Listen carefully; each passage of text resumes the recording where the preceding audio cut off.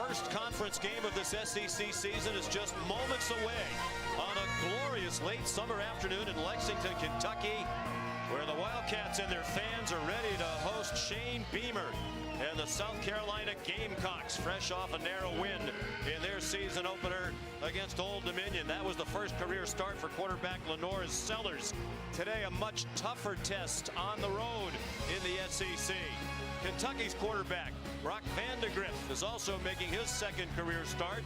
The Georgia transfer established himself as a dual threat in their opening win here at Kroger Field last week against Southern Miss. You're watching the SEC on ABC, presented by Burger King. And history will be made today here in Lexington, as this is the first conference game in the new 16-team Southeastern Conference, as South Carolina and Kentucky go head-to-head for the 37th time. They've met every year since 1992. Sean McDonough, Greg McElroy, and Molly McGrath. Delighted to have you with us on this spectacular day. Bright blue skies overhead. It feels like fall. The temperature right around 70 degrees. South Carolina won the toss and deferred. Kentucky elected to take the opening kickoff, and Barryon Brown brought it back to the 19-yard line for a 19-yard return. So here comes Brock Vandagriff, the transfer from Georgia, from Bogart, Georgia, small town of just more than 1,000, about 20 minutes drive away from Athens, Georgia, where he played the last 3 years as a backup for the Georgia Bulldogs behind Stetson Bennett and Carson Beck. Good size, strong and tough, as he demonstrated from the outset of that win against the Golden Eagles of Southern Miss last Saturday. They handed off to Demi Sumo Karngbe, and he got a yard, tackled by Bam Martin Scott, part of a feisty South Carolina defense. Greg was terrific in the win against Old Dominion. Yeah, very important today for Kentucky to stay on schedule. South Carolina, when you get in obvious passing situations, excellent edge rushers. The freshman Dylan Stewart took over the game last week, and the transfer from Georgia Tech, Kyle Kennard, were really, really impactful.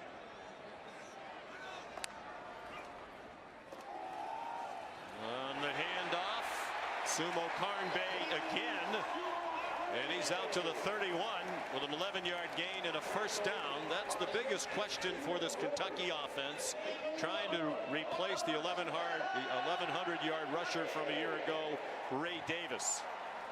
And do so right now with Demi Sumo Karngbe, who spent most of his time last year playing slot receiver. And Chip Trainum's supposed to be the guy transferred from Ohio State. He's been banged up with a broken hand. They don't think they'll have him back for several more weeks. Sumo Karngbe out to the 36. So the new offensive coordinator, Bush Hamdan, making it a point to try to establish the run. There's Hamdan, the OC at Boise State last year, and he has their backup quarterback Gavin Wimsatt in the game now, a transfer from Rutgers, and he'll line up at quarterback, and Vandagriff is still on the field, lined up to the left of Wimsatt. They fake the handoff on the jet sweep, and Wimsatt's ahead to the 39-yard line, about 2 yards short of the first down. Wimsatt goes back out. Wimsatt will be sprinkled in throughout the game plan. He's one of the most explosive players on their team with the ball in their hands. So with them being a little thin at running back, they'll utilize him as a wildcat quarterback. Third down and 3 for Kentucky.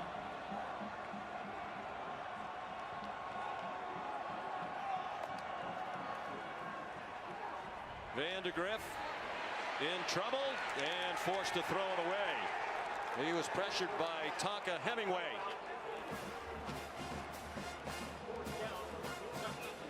Really good rush up front there by Tonka Hemingway. It looked like had Vandagriff had a chance to move upfield just ever so slightly, could have hit Dane Key on a little bit of a corner route, which would have been a conversion, but anticipating man coverage right there and zone coverage called by Clayton White, the defensive coordinator.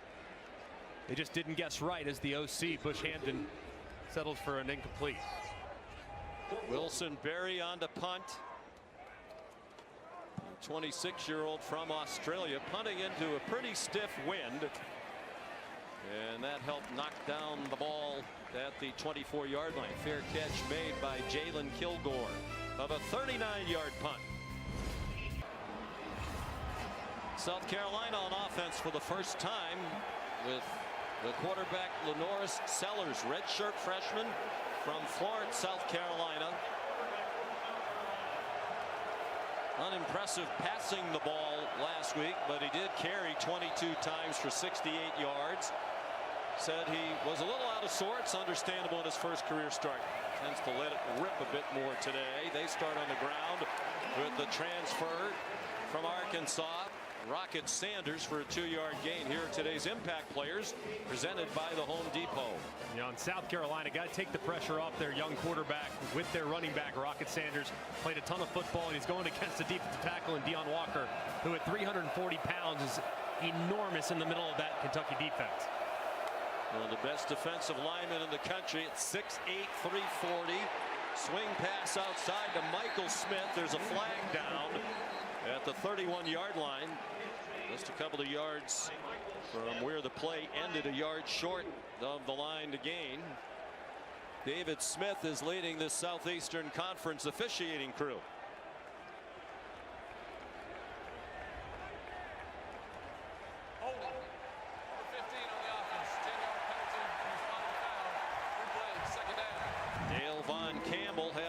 J.Q. Hardaway wiped out a 7-yard gain. And this was a big point of emphasis for South Carolina. The receivers last week on the perimeter did not do a good job blocking.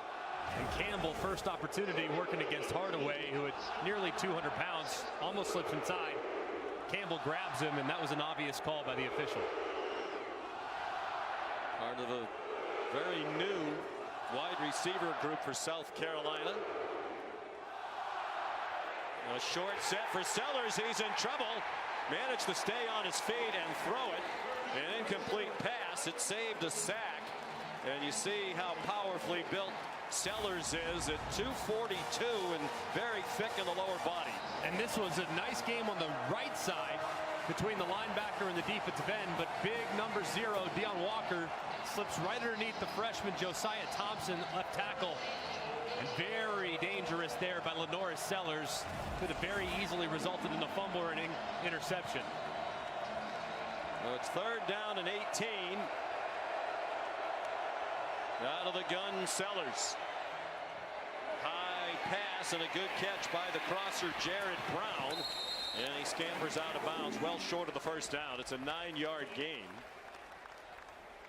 But South Carolina will punt after 3 and out on their first possession. And their punter is Kai Kroger, 5th year as their starting punter.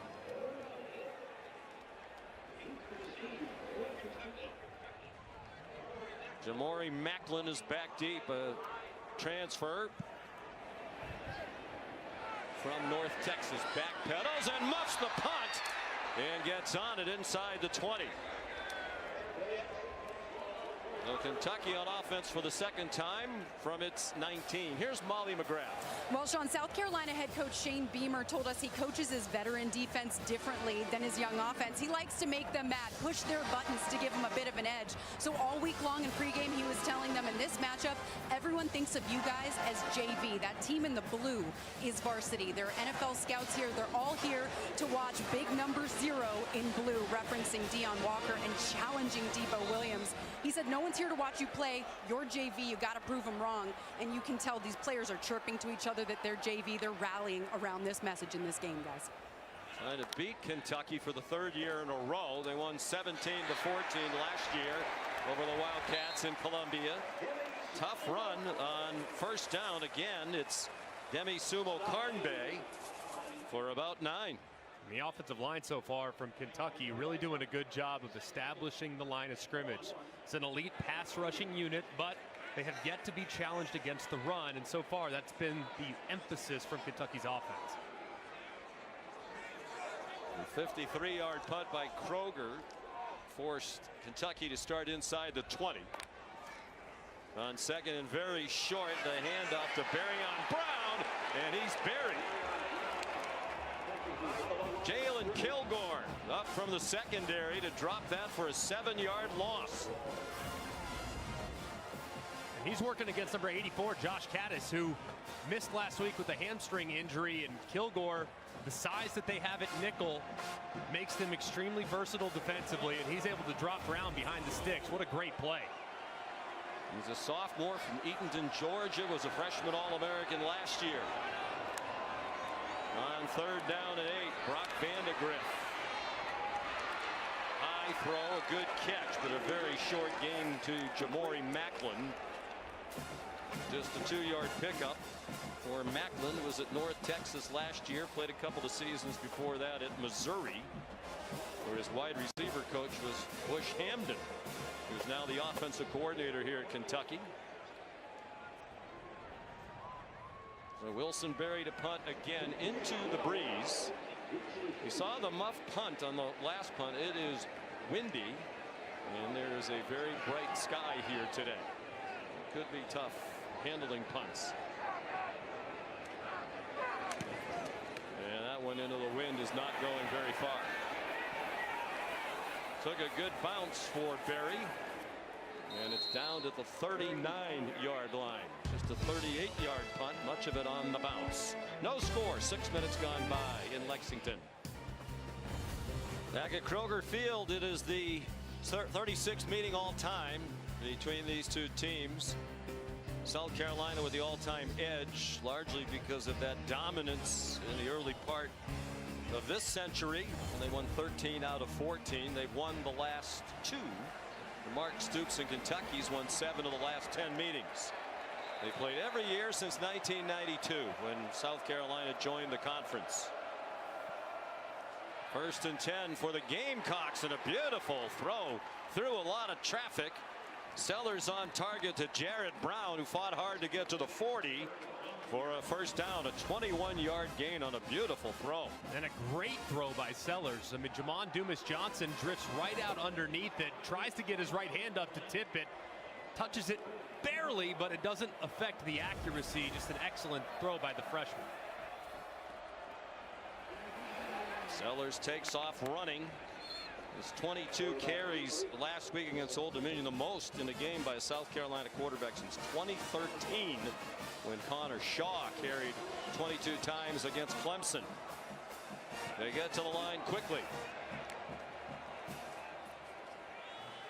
Jared Brown again, a lot of running room as he turned the corner, but he gets yanked out inside the 25-yard line. That's 12 more.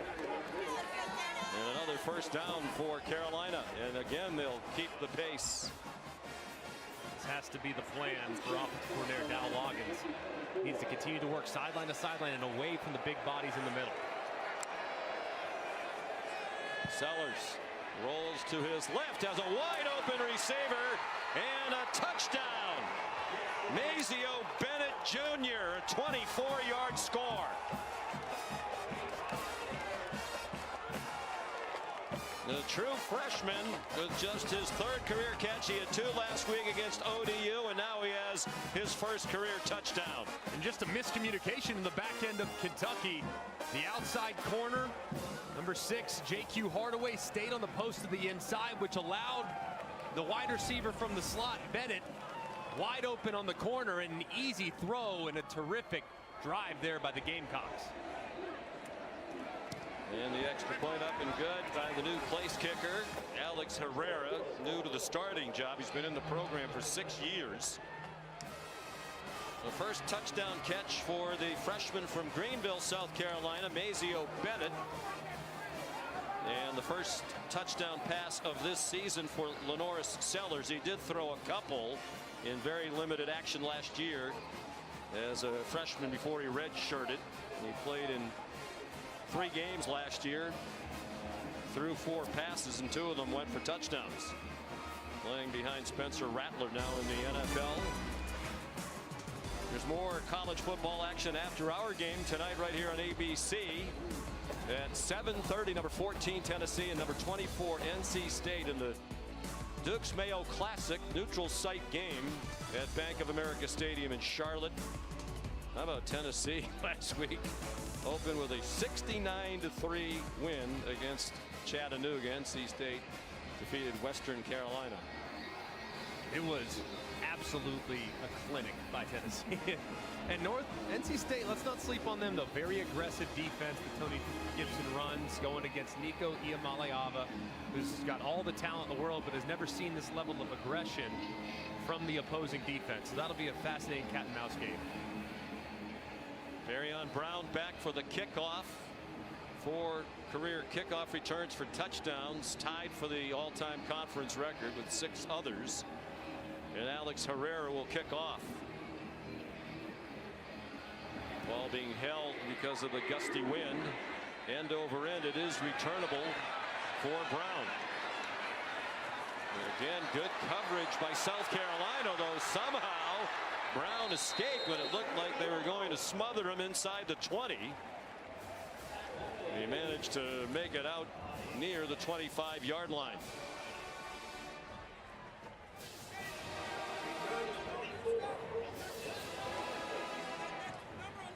Mazeo Bennett the touchdown. Now the Carolina defense on the field midway through this first quarter. Brock Vandegrift opens in the pistol with Jason Patterson, the running back. He's a freshman. And he gets the carry. Went a long way. The ball came out. And it's recovered by Kentucky's Dane Key. 5-yard gain. Patterson went a long way across the line of scrimmage before there was any contact, but once there was some, he lost the football. It looked like as he was going down to the ground, that right elbow in contact with the ground is actually what dislodged the football. Kentucky's had some success running it early in this game. Demi Sumo Karngbe, who is the running back now, to the left of Brock Vandegrift. Vandegrift 1 for 2 passing, throws a deep ball in single coverage, and it is caught. The officials conferring is it inbounds. It is at the 39-yard line. Dane Key the catch with O'Donnell Fortune right there. How about the concentration by Key? Running out of room. Does he get the left foot down? He does. Does he have possession? Does he secure it? Looks like he does, and Kentucky will go fast. And it's out wide and very well defended.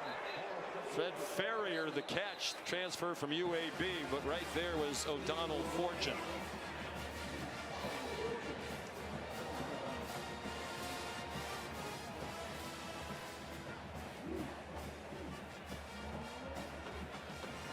And we welcome our ABC audience to Kroger Field in Lexington, Kentucky. It's the SEC on ABC on a spectacular day here on the Bluegrass. South Carolina and Kentucky in the first conference game of the year in the SEC, and South Carolina leads 7-0, and the Gamecocks have a sack of Brock Vandegrift back at the Kentucky 48. It's TJ Sanders, part of the middle of that defense. And TJ Sanders just right around the left guard. Jagger Burton engages immediately, a little swim move, and Vandegrift can do nothing with it as he's dropped for a big loss. 8-yard loss. South Carolina had 5 sacks in its win against Old Dominion last week and 4 takeaways. It was the defense that led them to victory 23-19 against the Monarchs. Gerald Mincy, the injured player. The SEC on ABC, presented by Burger King. From Kroger Field in Lexington, Kentucky, where it feels like fall. Temperatures around 90 here yesterday. We had a brief thunderstorm last evening, really dropped the temperatures. Gusty winds. Brock Vandegrift and Kentucky heading into the breeze here in the first quarter. He's surrounded, lost the football, and Carolina appears to have it. Kyle Kennard knocked the ball out. And it was recovered by Kentucky by Brock Vandegrift, despite the celebrating the Gamecocks, Kentucky did get it back, but they'll have to punt. And on the right side, Dylan Stewart applying the pressure, and Kennard coming around to the backside. Both arriving at Vandegrift at the exact same time. To see who exactly knocked it free was tough to tell. But just those edge rushers, they took over the game last week and do it again today. They become a dynamic duo. They each had a strip sack that led to a score for South Carolina last week, and they shared the SEC Defensive Lineman of the Week award. Wilson Berry's third punt, a good one. They'll be down inside the 10-yard line. 47-yard punt. For those of you just joining us on ABC, South Carolina punted on its first possession, then a nifty drive on the second possession. Just 4 plays to go 61 yards. Lenoris Sellers to Mazeo Bennett Jr., true freshman, his second game, his first career touchdown reception from 24 yards out. It was a really impressive adjustment by the offense for South Carolina. Started out trying to test things up the middle against Kentucky and didn't find any success in their first drive. So in the second drive, started to work sideline to sideline, get those big bodies moving, and they found a lot of success, not just through the air, but also on the ground. That drive was much more impressive than anything they put together on offense against Old Dominion last week. They had just 305 yards of offense. Raheem Sanders, the ball carrier. Deion Walker, the stop after a gain of 1. Here's Molly McGrath. Well, Sean, you guys mentioned South Carolina's offense going sideline to sideline. Their receivers coach Mike Fury called the receivers together, talked about Kentucky's corner, saying they're trying to cut everything to take away the perimeter. We have to limit the penetration of their cuts. He then showed examples on the iPad, and they're doing everything they can to open up the passing game on the perimeter, guys.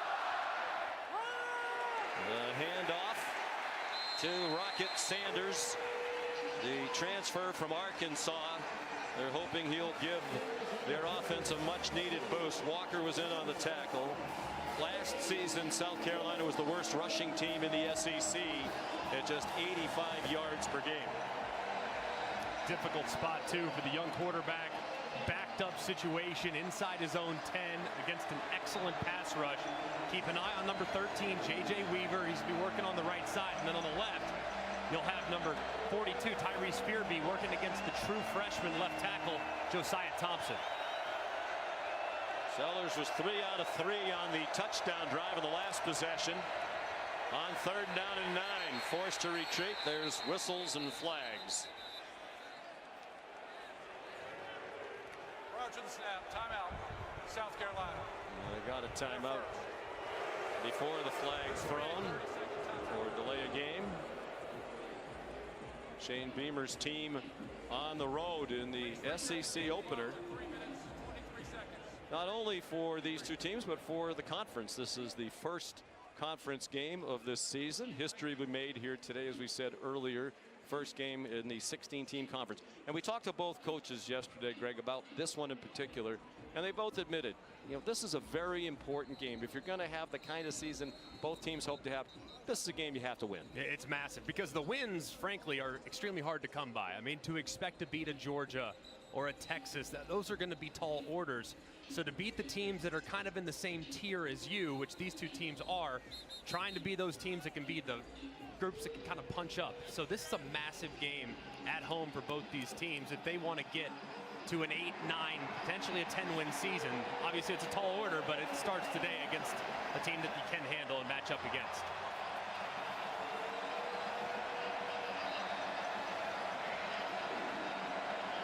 So out of the timeout, 3rd down and 9. Sanders moves back onto the right hip of the redshirt freshman Lenoris Sellers. He dodges the rush a couple times. There's a flag down. The catch is made for a first down if it stands out at the 27-yard line. There is a flag down back in the end zone. It's a 17-yard gain to Vandrevis Jacobs, the Florida State transfer. Holding, number 74.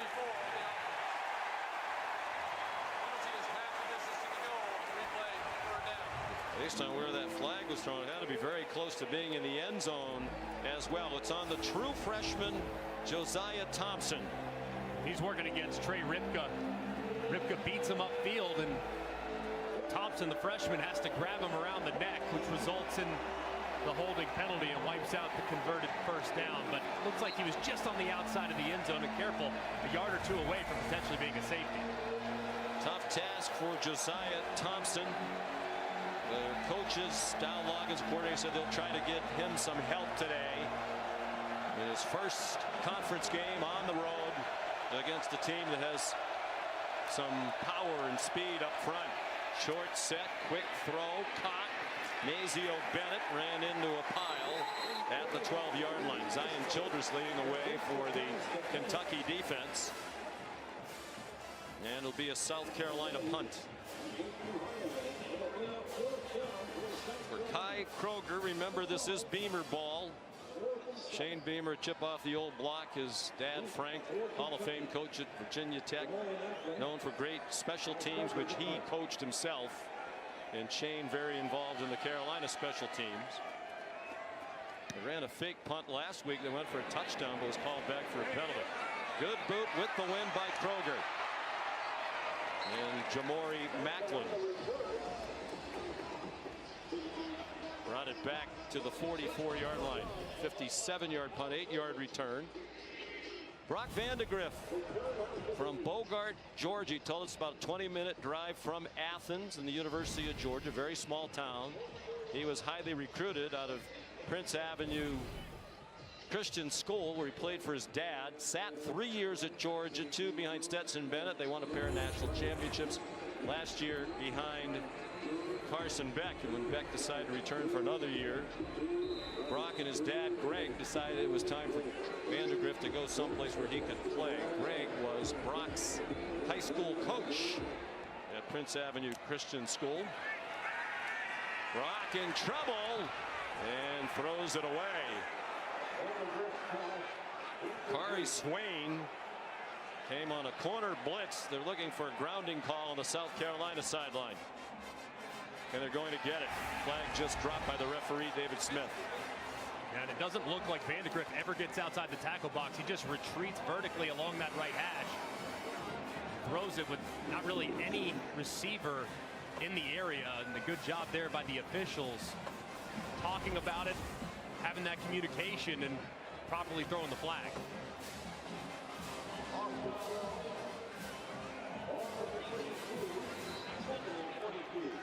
Gerald Mincy has not returned at right tackle after he was helped off. Anthony Crease, number 78, is in at tackle. For the big blue wall, the Kentucky offensive line hasn't been up to its usual standards in the last couple of years. They're hoping and they think the line play will be better, but so far they've had trouble. And Vandegrift has been scampering all over the place trying to get away. He could not escape Debo Williams. And clearly he is rattled already, Greg, and understandably by the constant pressure from South Carolina. And they tried to call a quarterback draw. This actually hurt South Carolina on a 44-yard gain last week for a touchdown. This time, Debo Williams plays it perfectly and drops Vandegrift right around the line of scrimmage to set up another 3rd and long for Kentucky. 3rd and 23, a minute and a half to go first quarter. 7-0 Gamecocks.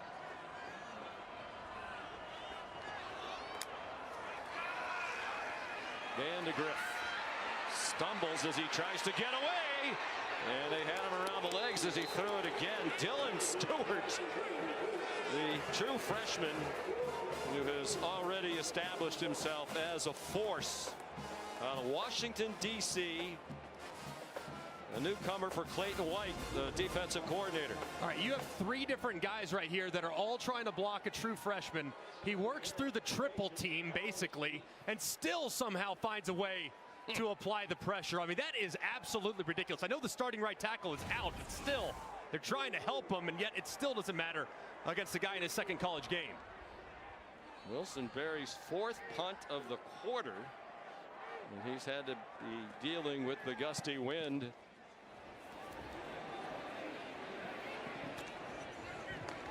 Off another good punt. Juju McDowell, the fair catch near the 30-yard line, 42-yard punt.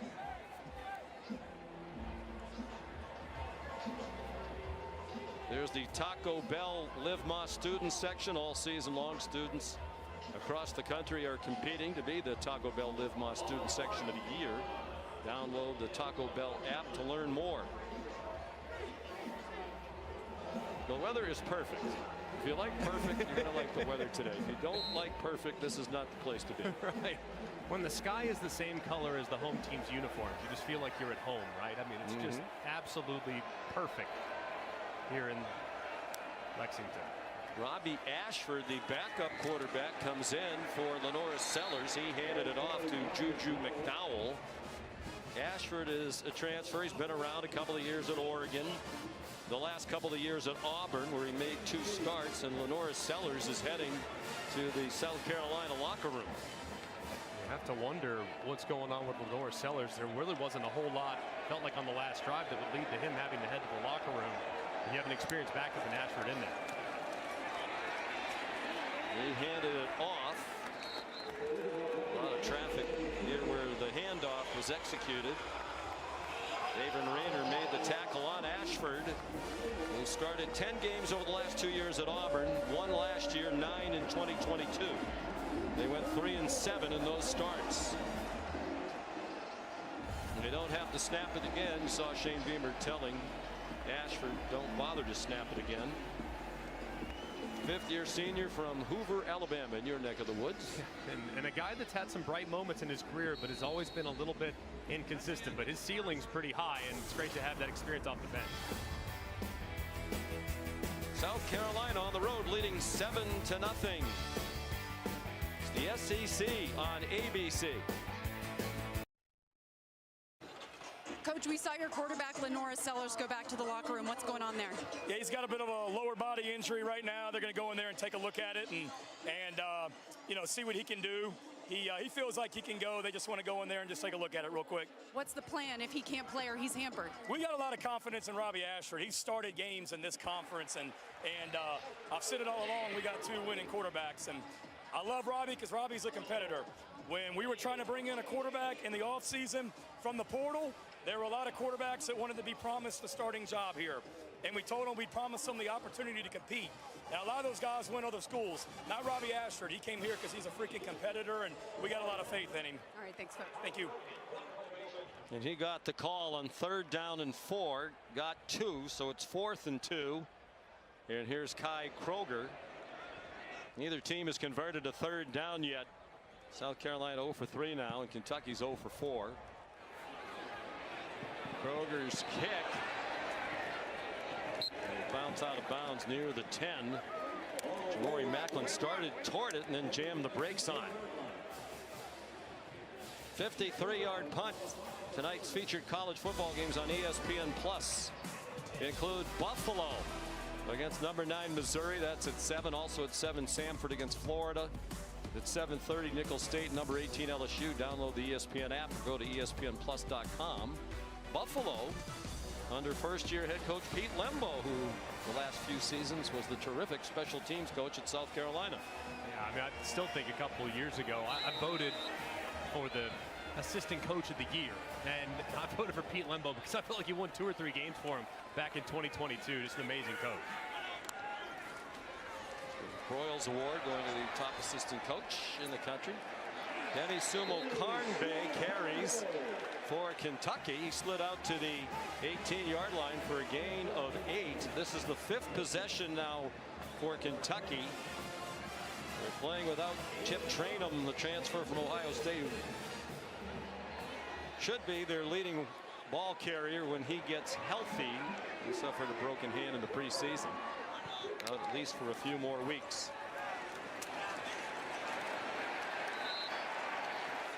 Sumo Carnbay has the first down with a 4-yard gain. Bakari Swain made the tackle. It's really kind of been the story for Kentucky. Sumo Carnbay has been very efficient so far today. He's averaging over 6 yards a carry, and Kentucky's kind of been their own worst enemy. They've kind of abandoned the run between the tackles way too soon. They've had some success with it, and they're allowing the speed of South Carolina put a lot of pressure on their passing game, which resulted in negative plays. Now the pistol, Brock Vandegrift, the quarterback, and Sumo Carnbay dropped for a loss. Deion DeAndre Jules, backup defensive tackle, transfer from Pitt. Officially no gain on the play. This is an area for South Carolina where you talk to the defensive coordinator Clayton White. He said, man, we are so much deeper, really almost at every position, especially at defensive tackle with the addition of Jules and many others. They can go 5-6 deep at defensive tackle, which is a big upgrade from where they've been. Gavin Wimsatt, the backup quarterback, back in there again. He hands it off on the jet sweep to Anthony Brown-Stevens. He's to the 30-yard line for an 8-yard gain. We were told by Bush Hamda, the offense coordinator, we'd see a lot of Wimsatt today, and for the most part, when he comes into the game, Vandegrift will stay on the field. They just, with the injury to Chip Trayanum, they're just a little thin at running back, so trying to distribute the touches, and Wimsatt's one of the best players on their team with the ball in his hand, so he's going to get plenty of opportunities as a Wildcat quarterback. Josh Caddis, the tight end, the motion man. Sumo Karnbay stacked up on 3rd down and 2. He got 1. It'll be 4th and 1. And Mark Stoops with a decision to make. And he's leaving the offense on the field. Gilbert Edmond made the tackle. So they're going to go for it on their own 31, down 7-0 early in the 2nd quarter. Man, really aggressive here too, especially against an offense that really struggled last week. Seems like a bold call. And they do snap it. Vandegrift's in trouble. He is trying to push his way to the line. It didn't look like he got there. He's a big, strong guy at 6'3", 217. The Gamecocks convinced they stopped him, and it certainly looks like they did.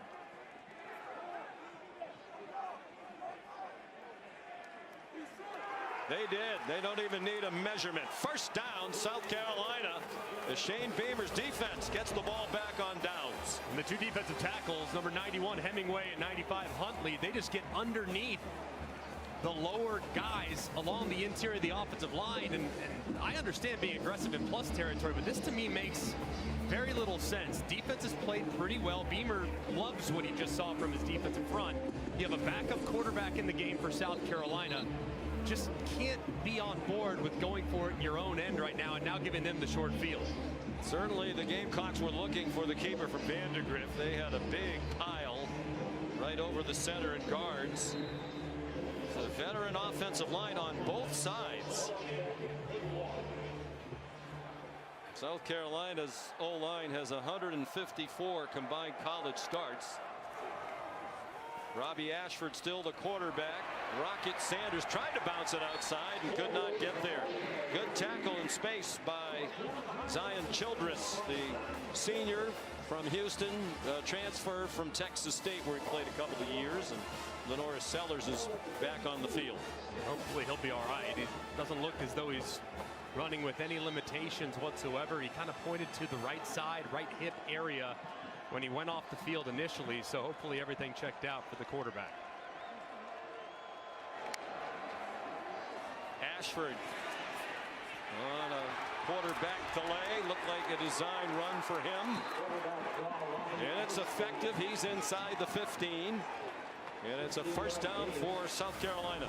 This is really nicely designed. Just a little counter action between the left guard pulling and the tight end number 87, Brady Hunt, who gets a kick out as well up 2nd level. And really strong run there by Ashford, who refuses to go down as inside the red zone. Robbie 6'2", 229, 5th-year senior. 21 years old. Will turn 22 next month. He gave it to Raheem Sanders, and Childress made another tackle, playing in his 52nd career game, most on the Wildcat team. Very experienced defense under defense coordinator Brad White. And in the red zone, this is where they've really been good over the years. They're a bend don't break group, and in the red zone they've been highly efficient. Last year not as much, so looking for improvement here in 24. Ashford has completed his only pass attempt this afternoon, on in relief of Lenora Sellers.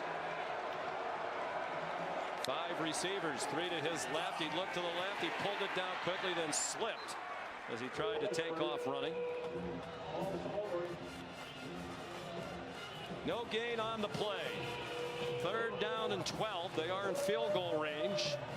Sellers looks like he's able to return, starting to warm up on the sideline. Big key here for Robbie Ashford. Played a ton of football, highly experienced player. You cannot take a sack. You're already inside field goal range. Any negative yardage could make it very difficult going into the win for your field goal kicker. Another design run for Ashford, trying to get outside. He's tackled from behind, well short of the first down. Tyrese Fearbry, sophomore linebacker from Pittsburgh, Pennsylvania, made the tackle. And the field goal team will come out. Alex Herrera, in his 6th year in the program, waited 5 years to get his chance behind Mitch Jeter the last few years, and had a very nice debut. Made 3 out of 4. His only miss was from 48. They were his first career field goal attempts in his 6th year in the program. They rush a man on late, and Kentucky needs to be given time to substitute as well. And now I believe Shane Beamer wants a timeout after this mess. South Carolina. They're second.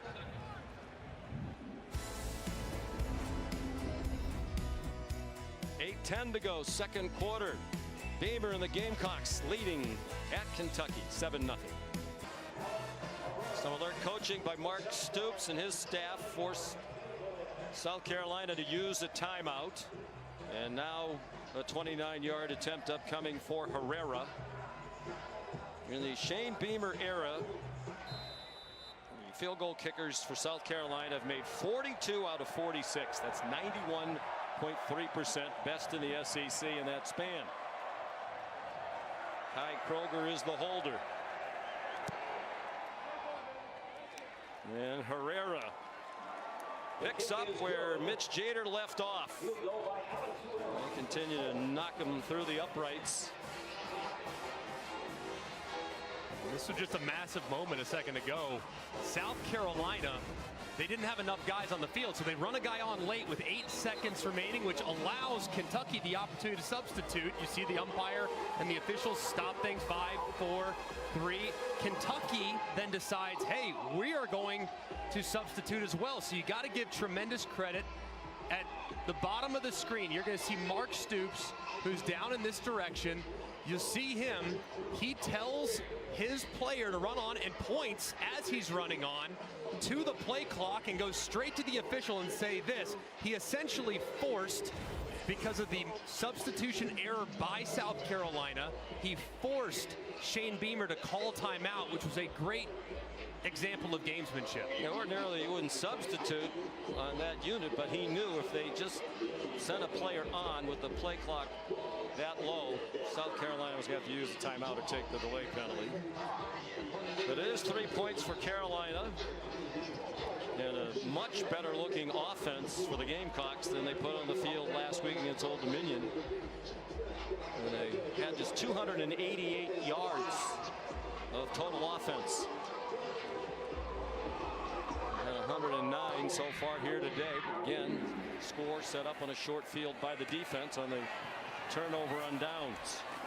Demi Sumo Carnbay out to the 30-yard line. Here's Molly McGrath. Well, Sean, I'm told South Carolina quarterback Lenora Sellers will return with a right leg injury. They stretched and worked out that leg back in the locker room, and we saw him jog back onto the sideline. He was immediately given his helmet, and he told teammates, I'm good to go. He's been stretching, warming up on the sideline. You can tell he's eager to get back in the game, guys.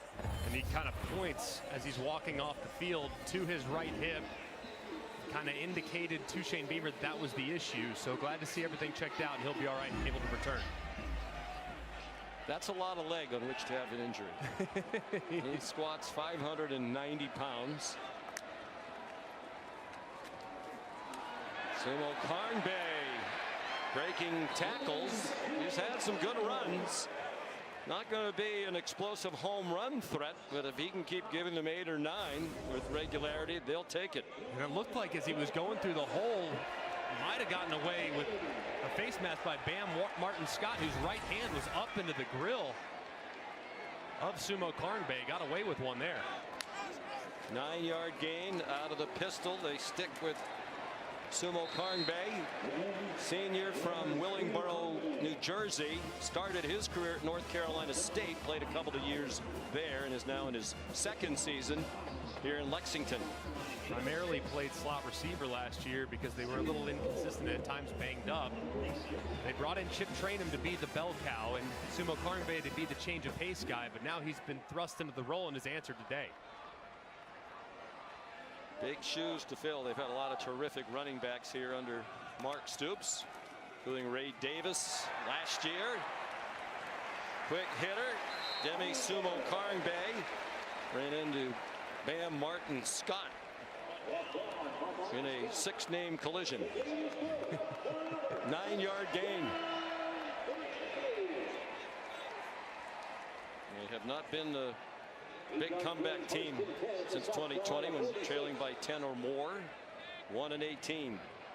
The only win against Louisville in 2023. And one of the highlights of the Stoops era, they've defeated their in-state rivals, the Cardinals, 5 years in a row. Jason Patterson, the freshman, banged out of bounds by Nick Eamon-Wari, the free safety. But another quality gain on the run. 8 yards. Kentucky continues to have some success running the football. They just got to avoid those big negative plays, which has really kind of disrupted the rhythm of the offense. But here on a 2nd and short, I might go big play action, see if I can't throw it over the top in an aggressive safety.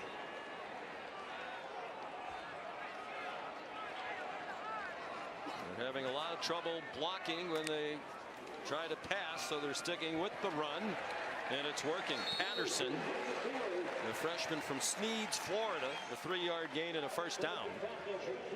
He led the state of Florida in rushing as a junior, more than 2,700 yards rushing, and that's a state packed with talent.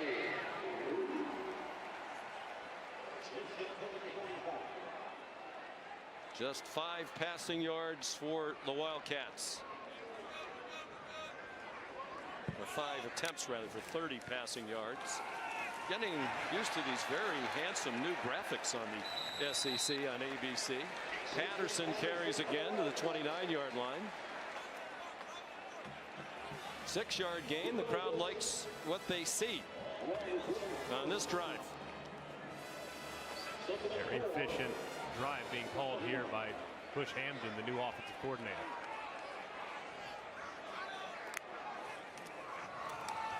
Sumo Karngbae. Bush Hamdan has a lot of faith in him. He's not really going to be the feature back like they've had here. The Benny Snells and Chris Rodriguez, Lynn Bowden and Boone Williams, among others. But he's more than capable of being an effective SEC player, and he has 67 yards rushing on 12 carries today. Yeah, he's not going to be a guy that's ever going to average 200, 220 like Ray Davis did at his time in both Vanderbilt and Kentucky, but he's very capable between the tackles. They're 0 for 5 on 3rd down. This is 3rd and less than a yard.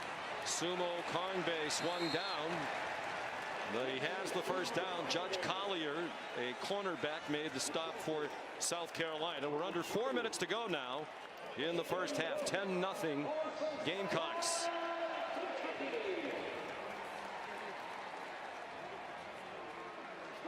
It is clearly a salty South Carolina defense. That's evident after 6 quarters of this season. In their win last week against Old Dominion, they had 2 strip sacks inside the 10-yard line. It set up 2 very short touchdown drives, including the game winner in the 4th quarter. Patterson tripped up. He made it to the 19-yard line. 4 more on the ground.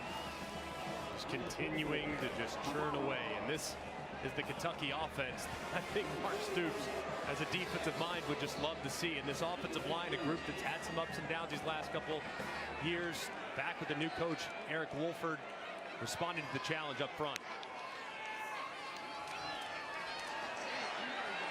Patterson yanked down by Bengali Kamara, another transfer from Pitt, where he played a lot. Had 120 career tackles. He's been banged up a little bit, didn't play much in the opener. He'll play a lot today. big play here for Kentucky's offense. Even with how efficient this drive has been and staying on schedule running the football, if South Carolina could somehow get a stop, that's going to feel like a win for the Gamecocks. 11th play of the drive. The first 10 have all been runs. And play 11 is as well. Sumo Karngbae stacked up. Well, they went for a fourth and very short in their own territory and got stuffed. This is fourth and almost 2, and Mark Stoops is going to send the field goal team on now. And it'll come after the 2-minute timeout.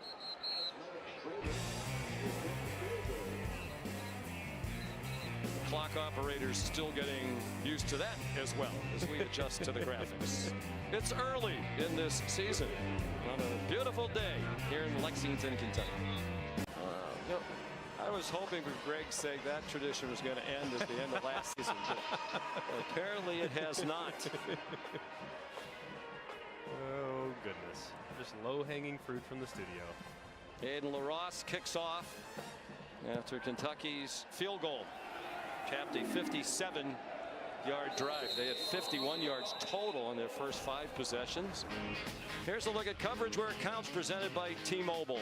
And after a bit of a slow start, South Carolina started to find some rhythm offensively. They get Jared Brown going. They don't really have a lot of success right up the middle against Kentucky. They're too big, they're too physical up front, but they can live a little bit on the perimeter, find it on the jet sweep, and then they move the pocket for LaNorris Sellers. Simplify the read. You see the bust in the back end defensively by Kentucky results in an easy touchdown to Mazio Bennett Jr.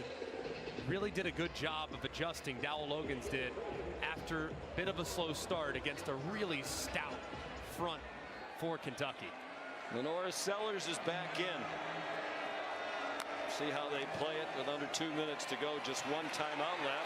He lost the ball, went straight up in the air and caught out of midair. It was J.J. Weaver who knocked the ball out, and it was Joshua Smith, the tight end, who is able to field it to loss of 7 on the play. You might take a look at it. Is his hand moving forward? Doesn't look like it is right there, and big play by Kentucky's defense.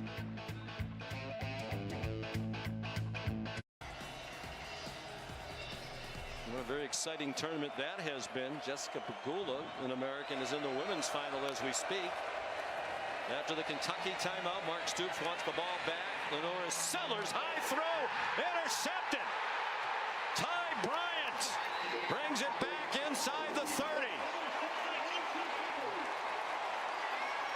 His first career interception for the sophomore from right down the road here in Lexington, Frederick Douglass High School. And a lot of zone defense from Kentucky. You see all the defenders with eyes in the backfield just reading where LaNorris Sellers is looking, and he makes a big mistake.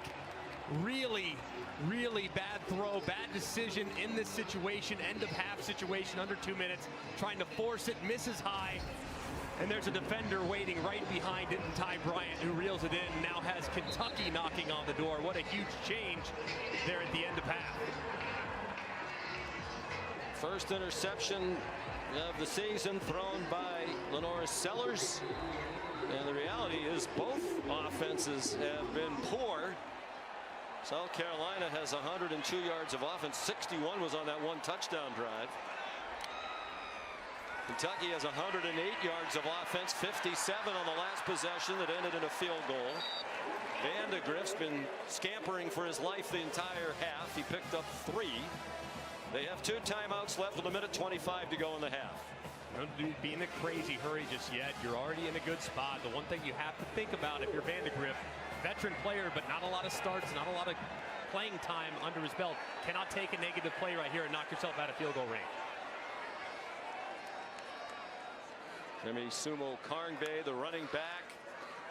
Vandegrift kept it, and it's a good thing he did, because that jet sweep got blown up completely. Barryon Brown ran into Dylan Stewart. It was Demetrius Knight who made the tackle on Vandegrift. Clock still running, 45 seconds in the half. And a long time to get the play in here for the Wildcats. They run the ball on 18 straight plays. They cannot block the South Carolina pass rush, and that was Bush Hamden's biggest concern entering the game. particularly Kennard and Stewart. Short set and an off-target throw. Dane Key lunged for it. Couldn't retrieve it with Judge Collier in coverage. And the offense continues weak. They're now 1 out of 8 on 3rd down. I think you have to give credit to both defenses, really. These are 2 very good defensive units. Excellent groups, especially along both lines of scrimmage. But that throw just off the mark there from Vandegrift on a pretty critical 3rd down. Alex Rayner now with 332 career points. Second among all active players. He's in his 2nd year at Kentucky. He spent 3 years at Georgia Southern prior to that. Outstanding in both places. That's a 39-yard field goal. He's now made 58 3-pointers in his career. It's 10-6. That's not good news for Kentucky. Jagger Burton, their starting left guard, helped off the field after the successful field goal. He's a stalwart on the offensive line. He's started every game the last 2 seasons. Today is 27th career start. They've already lost their starting right tackle Gerald Mincy earlier in the game. So 19 seconds to go in this first half. And more of the same in this rivalry. Ordinarily when they play, they're low-scoring games. Last year it was a 17-14 South Carolina win in Columbia. Aiden LaRosse kicks off. Transfer from Tennessee Martin. He was at Charlotte before that. Even the kickers are going to 2 or 3 or more schools. In this era of college football, Juju McDowell, the kickoff return 17 yards. Kind of what we expected. If you're an offensive enthusiast, you're not getting what you like. But we came into this knowing, 2 very good defensive teams, 2 inexperienced quarterbacks. Yeah, and 2 defensive lines that can just take over the game. And it's been difficult really to get a whole lot going offensively without taking 2 steps forward and then 1 significant step back. So now for both offensive coordinators, Bush Hampton of Kentucky and Dowell Loggins of South Carolina, you got to figure out a way here in the second half to avoid those massive negative plays that give the momentum to the defense and basically force you to punt the ball. Lenora Sellers took a knee. South Carolina ends that with just 101 yards rushing after a mere 288 last week against Old Dominion. Kentucky not much better, 115 total yards. South Carolina will get the second half kickoff. 10-6 Gamecocks. We'll send you to the studio for the State Farm halftime report after this message and a word from our ABC stations. From Kroger Field in Lexington, Kentucky, the first conference game of this SEC season. And South Carolina leads Kentucky 10-6 at the half. A look at some impact players presented by Home Depot. And in the case, Greg McElroy of Lenora Sellers, his numbers below what they would have been because he missed just about half of the first half with a lower body injury. Really played a very clean first half with the exception of the terrible decision at the end, which led to a field goal for Kentucky right before the end of half. So a solid first half, but a little bit up and down on the other side. Demi Sumo-Karngbe for Kentucky really had a lot of rhythm running the football between the tackles. Aiden LaRosse kicks off. It'll be the touchback. Sean McDonough and Greg McElroy, we had 216 yards of total offense between the 2 teams in the first half. And I think if you're Kentucky in particular, Greg, you have a problem because you can't block in the passing game. You're not even trying to throw it anymore, and they don't have a home run hitter in the running game among the running backs. Yeah, it's 3 yards of cloud of dust right now. That's the recipe for Kentucky here in the second half. Every time they dropped back, it's almost like bad things happen because of the pass rush that's relentless by South Carolina. And then for South Carolina, they've had some good moments. It's just you had 1 bad mistake by your quarterback, and then you played most of the second quarter with your backup. So got to feel better if you're offensively for South Carolina. Lenora Sellers comes out throwing, and he's on target to Michael Smith, a freshman tight end, for an 8-yard gain. Shane Beamer loves Michael Smith, that he is a dude. Sellers left the game at 3:17 of the first quarter, returned with under 2 minutes to go in the second quarter. Raheem Sanders carries out to the 41. He had 5 carries in the first half for no yards gained. And 8 yards right there, and you got to get him going. Take some of the pressure off LaNorris Sellers, and much of what South Carolina's been able to do offensively has really been sideline to sideline. At some point, they have to commit to trying to get more vertical in the run game. You get to the line quickly. Play fake by Sellers. He didn't see the rusher coming. The ball got loose, and it got picked up by Michael Smith, the dude who was in the right place. Maxwell Hairston came on the blitz and knocked the ball out, but Kentucky didn't get possession of it. It's still a loss of 2. And this is a really big ask of the true freshman Michael Smith. You got a corner who's excellent off the edge, and Hairston that's blitzing and breathing fire. He dislodges the football, but somehow Michael Smith still saves a lot of yardage there by picking it up and getting what he can. But a tough ask there on the true freshman. Hairston, an outstanding corner. Defense coordinator Brad White says we want him to lock down one side of the field. Another blitz, another loose ball. And this time it looked like the Cats might have gotten it. They did not. Zion Childress came on the blitz, another secondary blitzer, and Kamar Bell, the left guard, recovered the fumble. And just right off the edge goes Zion Childress, and Kentucky not a team that blitzes very often. Very rare. As Brad White, the coordinator, called the blitz, the ball is dislodged. It looked like immediately Deion Walker was going to reel it in, but somehow, miraculously, one of the South Carolina offensive linemen, Kamar Bell, is able to somehow pull it away to secure possession inside their own end. Well, they're one of the least blitzing teams in the country. Did not blitz at all in the first half. Of course, there wasn't much drop back game from South Carolina.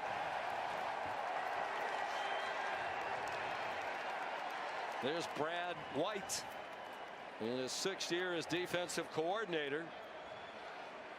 Very rarely does he bring pressure, but they did it on 2 plays in a row, and it worked to perfection. Since he took over in 2019, just 15% of opponents' dropbacks have been blitzed. That's the lowest number in the FBS. So very rare, but effective when Brad White dials it up. After a delay of game, it's 3rd down and 24. LaNorris Sellers, the redshirt freshman, looking to the sideline for some guidance. Shane Beamer's on the field looking like he might call a timeout.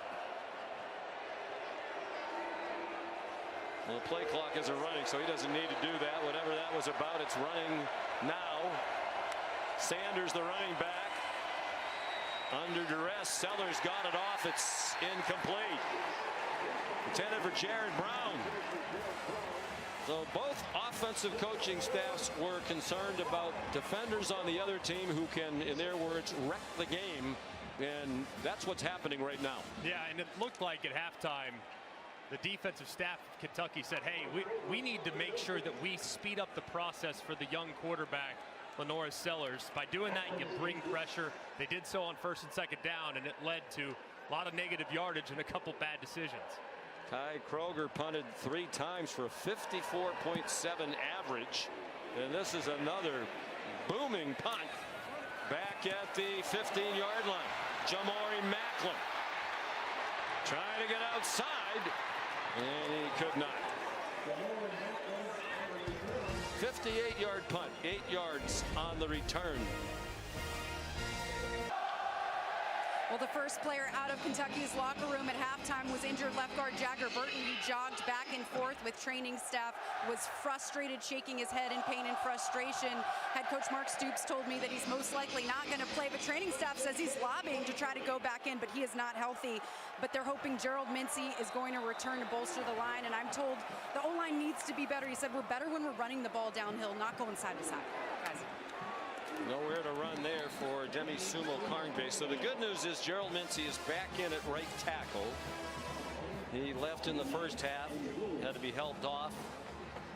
But Jagger Burton, who's been a fixture at left guard for 2+ seasons now, is out. And Dylan Ray, number 73, is in, who's played very little. It's a transfer from West Virginia. His dad, John, was an outstanding offensive lineman, went on to play for the Indianapolis Colts. 2nd and 10. Sumo Kongbe rushed for 73 yards in the first half. His career high is 79. Vandegrift under duress. Intended for Dane Key. The pressure came from Kyle Kennard, the transfer from Georgia Tech, who's made an immediate impact at South Carolina. And these two edge rushers have been outstanding. Even in the first game last week, Kyle Kennard and Dylan Stewart here in obvious third downs.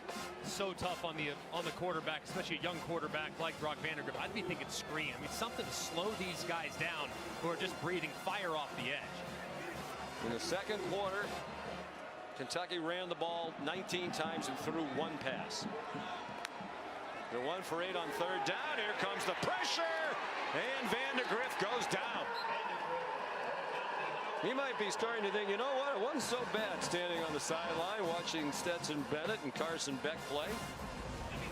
And just 2 Gamecock defenders right up the middle in the A gap. As soon as you see the left movement of the center, Eli Cox, that frees up the linebacker to drop back. You just don't, you're not able to hold it long enough when they bring that internal pressure, especially with the running back in protection. Vandegrift's got nothing. He's got to go down to take the sack. The 4th for South Carolina. They had 5 in the opener against Old Dominion. And 37 yards lost by Kentucky on the sacks. Wilson Berry punts, and a good one. Juju McDowell taken down at the 42. 49-yard punt, 2-yard return. Maxwell Hairston, the tackle on special teams for the Wildcats. Time for the Aflac trivia question. Mark Stoops has 74 wins as Kentucky's head coach, now in his 12th season. That's most in school history. Who is second on that list? 12 seasons, by the way, is now the longest tenured head coach in the Southeastern Conference, with the retirement of Nick Saban. Can we already go ahead and anoint Coach Saban as the Rookie of the Year in television for I think that's a safe 2024? Boy, he is terrific on game day.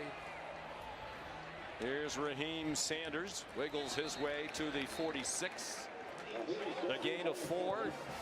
Had a rough year last year at Arkansas. Injured his knee very early. Also suffered a shoulder injury. Had surgery on both. A little out of shape when he arrived in Columbia, but he has worked very hard to get back in great shape. And you saw that in the opener when they used him with regularity in a career high 24 carries in the 94-degree heat and humidity of Columbia last week. 4 more there. Here's Molly. You mentioned Rocket Sanders' 2 off-season surgeries. He dedicated himself this off-season to get back into playing shape. Only player to stay in Columbia over the summer. He was there working out and training 6 days a week, doing bear crawls. He lost 20 pounds, 6-7% body fat. He says he's in the best shape of his life. Go out of 5 on third down, and they're now 0 for 6 as Lenoris Sellers got collared a yard short of the line to make. Shane Beamer's right on the line of scrimmage, talking to his coaches about what to do here. And just a run through at the second level, the offensive line of South Carolina just doesn't quite pick it up as the left guard, Kamar Bell, tries to kick out Rayner, and just Rayner makes a play behind the line of scrimmage. Deion Walker at the bottom of it, then lined up as if they're going to go for it. Interesting decision if they do in this defensive struggle. They run Brady Hunt a tight end, trying to get movement, and there is a flag.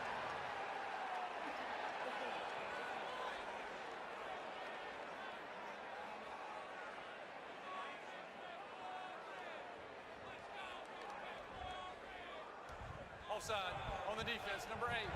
5-yard penalty results in a first down. Octavius Oxendine. Mark Stoops looking on in disbelief. Such a mature and veteran group up front.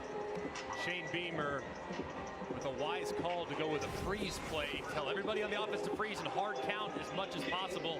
See if Kentucky will give it to you without snapping the ball, and a big mistake there by the Cats. And the 5th-year senior Oxendine jumped. Probably weren't going to snap it, you would think. Now on first down, Michael Smith is stopped. Let's bring in Matt Austin. Matt, a lot of talk this year about they're going to crack down on things done by the offense to try to get the defenses to jump.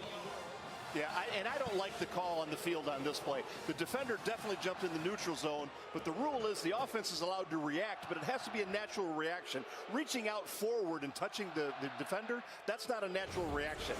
I think that should have gone on the offense. All right, thank you, Matt. Robbie Ashford back in, and he gets buried for a loss. Back at the 48-yard line by De'Aaron Jackson, who's been Kentucky's leading tackler in each of the previous 2 seasons.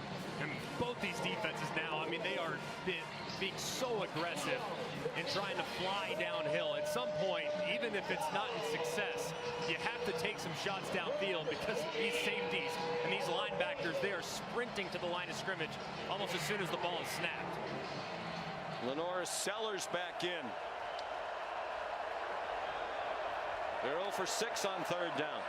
And Kentucky's 1 out of 9. Sellers dodged the rush and found a wide open receiver. Mazeo Bennett, who has the only touchdown in this game, with a huge catch, 32 yards on a broken play. It was Tyrese Fearbry who forced Sellers away from the pocket. And a great job here by Sellers. Playing like a veteran as Fearby's unblocked, runs right around. Sellers keeps his eyes downfield, continues to move, remains in a passing posture, and finds the receiver downfield in Bennett. Just a great job there by the freshman. Rocket Sanders is the running back. They fake a pitch to him. Another open receiver and a touchdown. Joshua Simon, the tight end, 16 yards.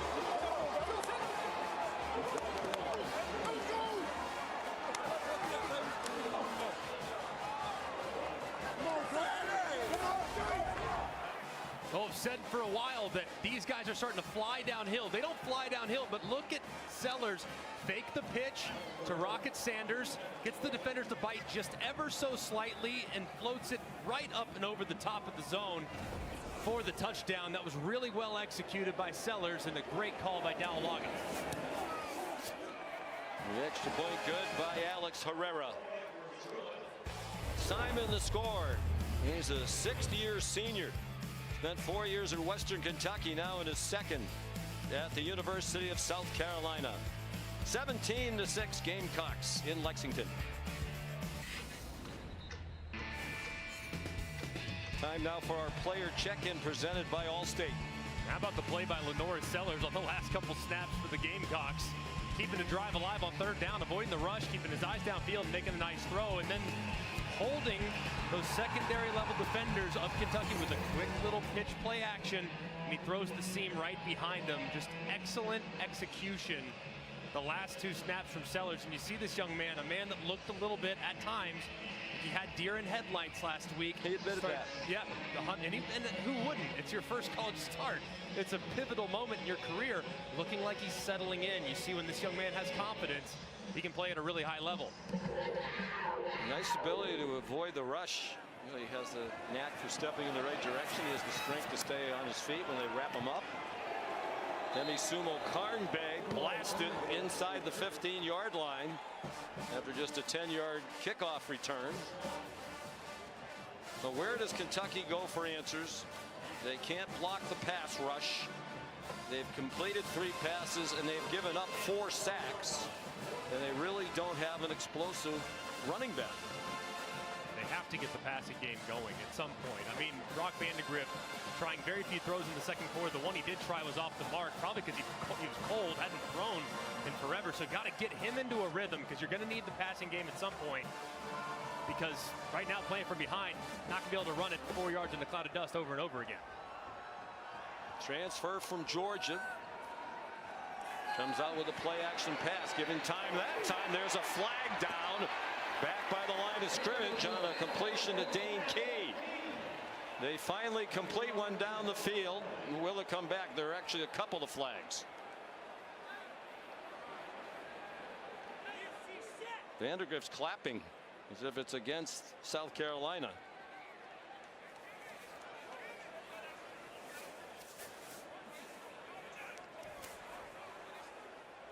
fouls on both teams on the play. Illegal shift on the offense. Players were set prior to the ball being snapped.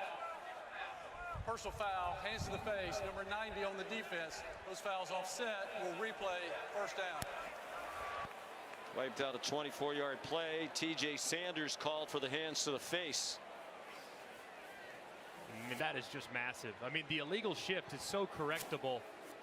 He has the tight end on the right side of the line of scrimmage that's moving as he sends the motion. If you watch Dingle, 85, he's going to scoot straight back as they bring the motion. So two guys are moving at the same time.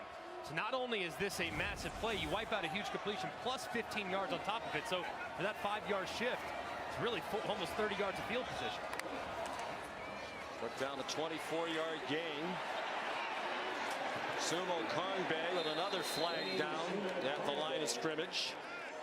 Is this going to wipe out an 8-yard gain? Actually got 9. Bam Martin Scott the tackle. Holding on the offense, number 73. Penalty is half the distance to the goal. Replay, first down. It's Dylan Ray, the backup, who has come in for Jagger Burton at guard. He was engaged with TJ Sanders there, and as the back gets to the outside, he grabs the right shoulder, excuse me, of Sanders, and the center judge is able to see that pretty clearly. And just two huge mistakes from Kentucky out of the gate. It actually had a couple of effective plays. 2 plays that would have been a combined 33 yards wiped out because of the flags. They're back on their own 6, 1st and 16. Running room for Sumo Karngbae. There's another flag down at the line of scrimmage. Fans booing the officials, thinking that this is going to be another call against Kentucky. Holding, number 69 on the offense. Penalty is half the distance to the goal. Replay, first down. Marcus Cox, the guilty party, 7th year offensive tackle. This is just brutal by a guy that's played a ton of football. It's almost like he comes out a little bit too flat. Brian Thomas works right around him, and he grabs him by the horse collar behind to have a big holding call. I mean, just bad footwork there by the left tackle Cox. It's about as frustrating as it gets for Kentucky. That took down a 13-yard play. They've had 46 yards in games, wiped out by the penalties. It's still first down and 19. Sumo Karngbae knocked down by Debo Williams for a loss of 1. 5th-year senior out of Smyrna, Delaware. When he came out of Smyrna, he was heading to the University of Delaware. Didn't have any Power 5 offers, but they shut down the 2020 season because of COVID. He never played for the Blue Hens, came to South Carolina, and has emerged as a first-team all-conference linebacker a year ago. Has really become a force and worked all off season to become more mobile, more flexible, and has become a more rangy player as a result. They're on the 2. This feels dangerous for Kentucky. 5 minutes to go, 3rd quarter. Just a 3-man rush, and still Vandegrift in trouble. Throws it high, and it's almost picked off. Desperation throw, trying to get it to Josh Caddis, the tight end. Even when they rushed 3, it was almost a disaster for Kentucky.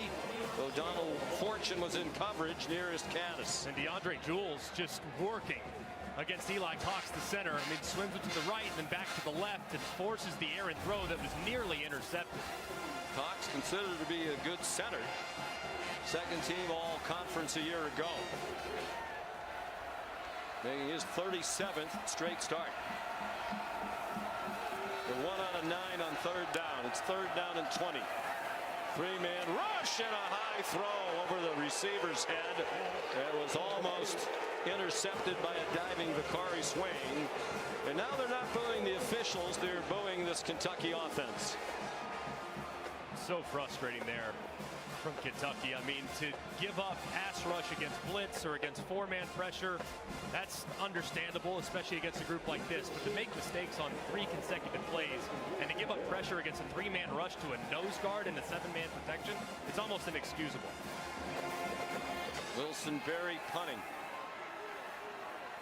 for the 6th time.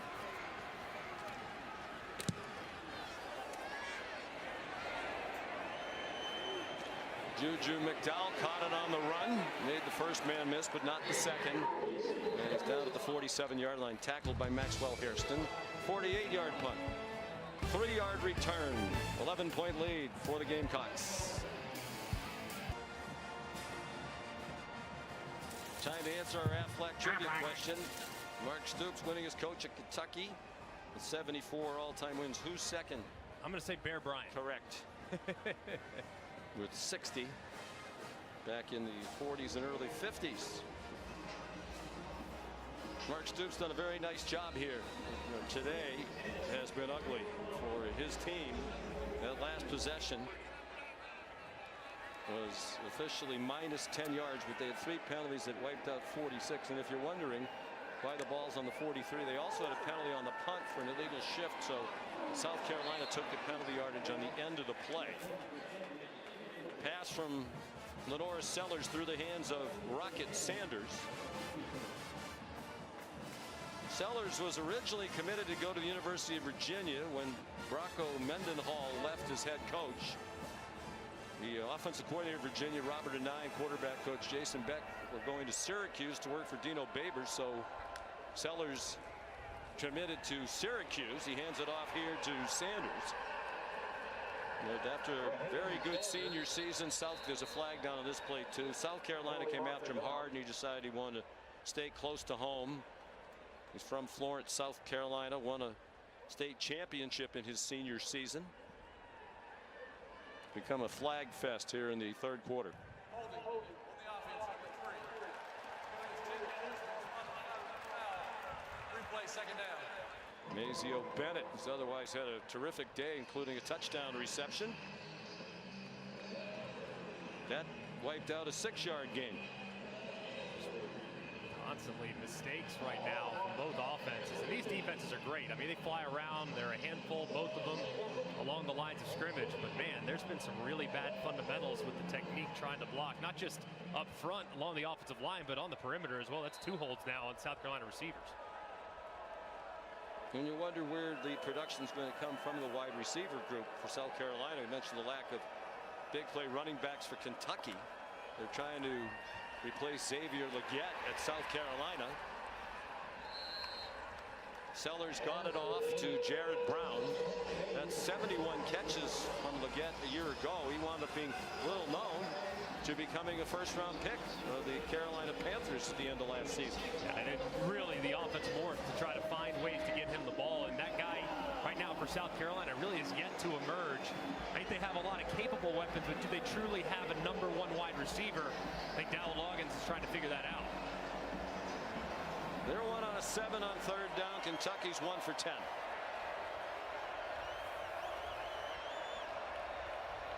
Bennett went in motion and came back. Sellers a clean pocket, pulled it down, and then completes one for a first down. Out of bounds at the 31-yard line. Jared Brown with DJ Waller Jr. making the tackle. A gain of 13, and their best cornerback, Maxwell Hairston, is on his way to the Kentucky locker room. Potentially a big loss to a guy that's been so effective in intercepting balls and kind of changing the momentum of the game. So potentially a big loss there for Kentucky. Straight ahead, Rocket Sanders to the 27. Molly? Yeah, Sean, Maxwell Hairston was really emotional, throwing his helmet in frustration and pain on the sideline. He was dealing with an apparent left shoulder injury. He's going back for further evaluation. I'll keep you updated as soon as I know more. Big loss for Mark Stoops. We mentioned earlier that Brad White, the coordinator, said Hairston's the guy who they count on to just lock down one side of the field. 5 career interceptions. He had 2 pick sixes in a game last year.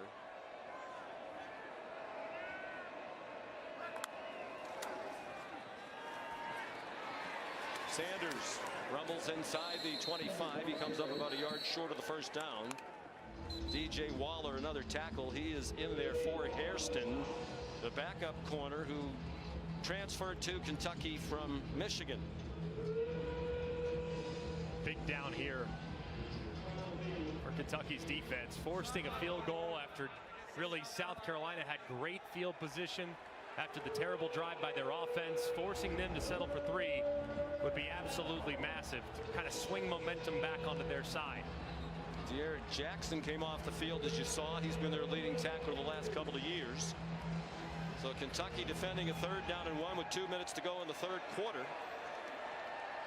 Trying to stay in the game without a couple of their best defensive players on the field.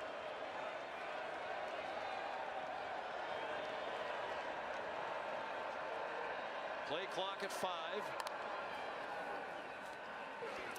Sanders bounces outside and has room. Inside the 5, lunging for the pylon. Touchdown.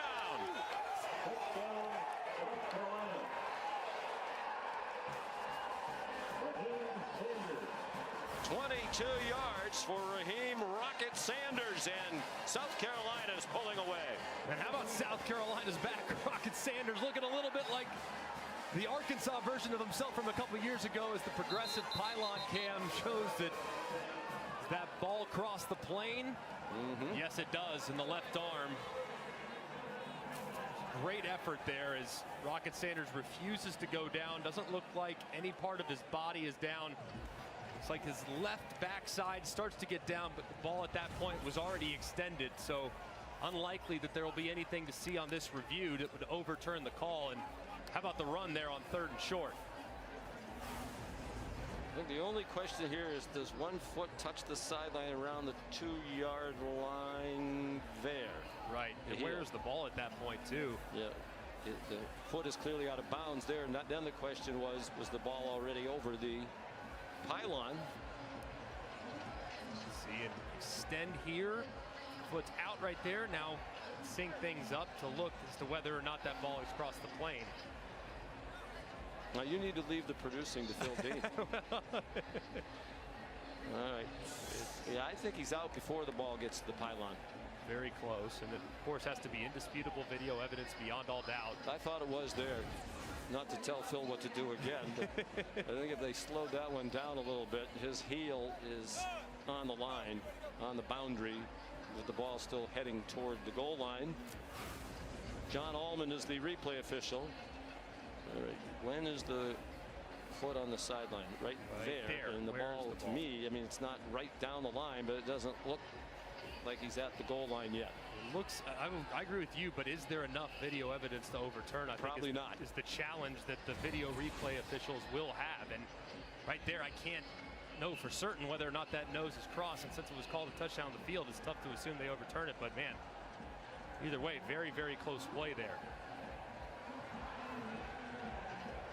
We're taking a very long look at this. Either way, a promising 2nd half on offense for South Carolina.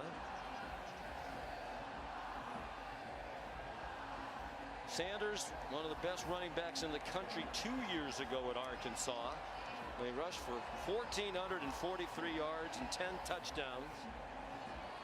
For a little bit of context, that's 320 more yards rushing than South Carolina ran for as a team all of last season.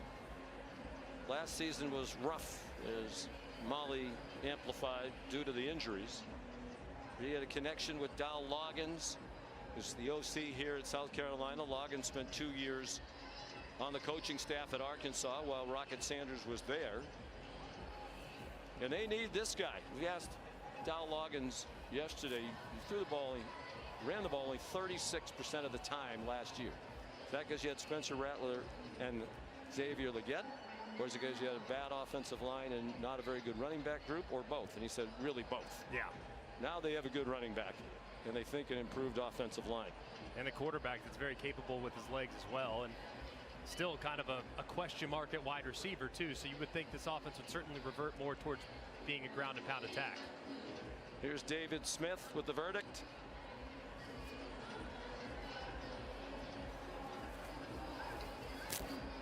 David's not a big rush today. Just get a lot of use out of that communication system to talk to the other officials. All right. After further review, the runner was out of bounds prior to the ball breaking the plane of the goal line. The ball will be placed at the 1/2-yard line. First down. I'm not sure it was conclusive, but I think if we both had to bet the house, we would bet that they got this right. I would think so too. I would agree, and it was close for sure. It was a great effort. Now with this new lease on life, what can Kentucky's defensive line do? First and goal for South Carolina. South Carolina 112 yards of offense in this quarter, more than the 101 they had the entire first half. Sellers trying to follow a lead blocker. He got driven back. I think they'd have him push it into the end zone a lot around the goal line, as strong as he is, particularly in the lower body. 240 pounds. I mean, you would like for the quarterback downhill run type of run right there. He was a little bit slow to hit it, never really developed any forward momentum. So would think on these next couple carries, if he gets a chance, he's going to put his foot in the ground and be aggressive and attack that line of scrimmage at 100 miles an hour. We spoke with the Kentucky coaches yesterday. Brad White said Sellers reminds him of Anthony Richardson, which is a big compliment. Flag thrown. Raheem Sanders clearly got into the end zone that time. Well, there's a flag thrown. And this replay review could turn out to be big if South Carolina winds up not scoring a touchdown. Offense, number 87. 10-yard penalty from the previous spot. Replay, second down. That gave Shane Beamer a headache. Brady Hunt, the transfer tight end out of Ball State. And just a massive play right here. You're going to see Brady Hunt really just bear hug J.J. Weaver. I mean, that left arm all the way wrapped around as Rocket Sanders tries to work to the outside. I mean, just enormous right there. You cannot have a hold on the goal line. You got to do whatever it takes to keep those hands inside. And Shane Beamer looks on in agony as his offense is in a tough spot now.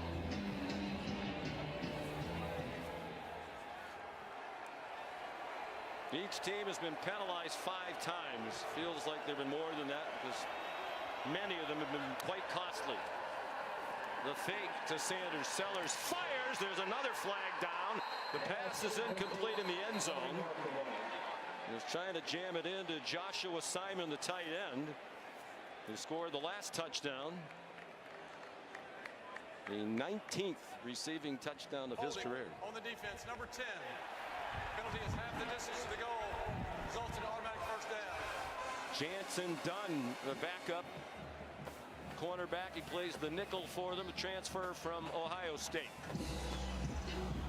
And yes, both of these teams are loaded with transfers.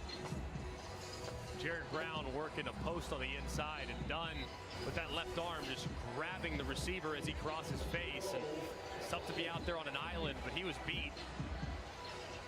Tough matchup there for him against Brown. So first and goal, and if South Carolina scores a touchdown, now this whole sequence works out better for them because it's going to take more time off the clock. And it's Sanders not to be denied. Joshua Simon leading the way. The 6-yard touchdown run with 28 seconds to go in the third quarter. And a play they had some success with earlier. Just guard, tight end, counter, and they block it up perfectly. This time, number 87, Brady Hunt, does keep his hands inside. Sanders hits it at an angle. It is too difficult, too strong to bring down before he finds pay dirt. Just an excellent drive there on the short field by the Gamecocks. Alex Herrera for the extra point. And it's 24-6. South Carolina with the lead. The SEC on ABC. Lenore's Sanders and the Gamecock offense find nice rhythm here in the third quarter. I think he's going to be a very good player for them for a long time. And I think it's confidence. I mean, it's as much confidence as anything else. I mean, you started to see it on that third down conversion. The throws after that have really been pinpoint. I think he's made good decisions. So you can see, man, he's got a very high ceiling now. It's about believing in himself that he can do it against the best in the country in the SEC. Alex Herrera kicks off. Dropped for a moment by Barryon Brown. Been that kind of a day for the Cats. Flag thrown from deep center field. We have 3 total penalties enforced in the first half. There have been 8 in this quarter, and this will be the 9th. Be easier to tell us which plays haven't had a penalty on them in the last couple series. Just watching football, it seems like there were more flags thrown all over football this year. Number 44 on the receiving team. Penalty is half the distance to the goal. First down.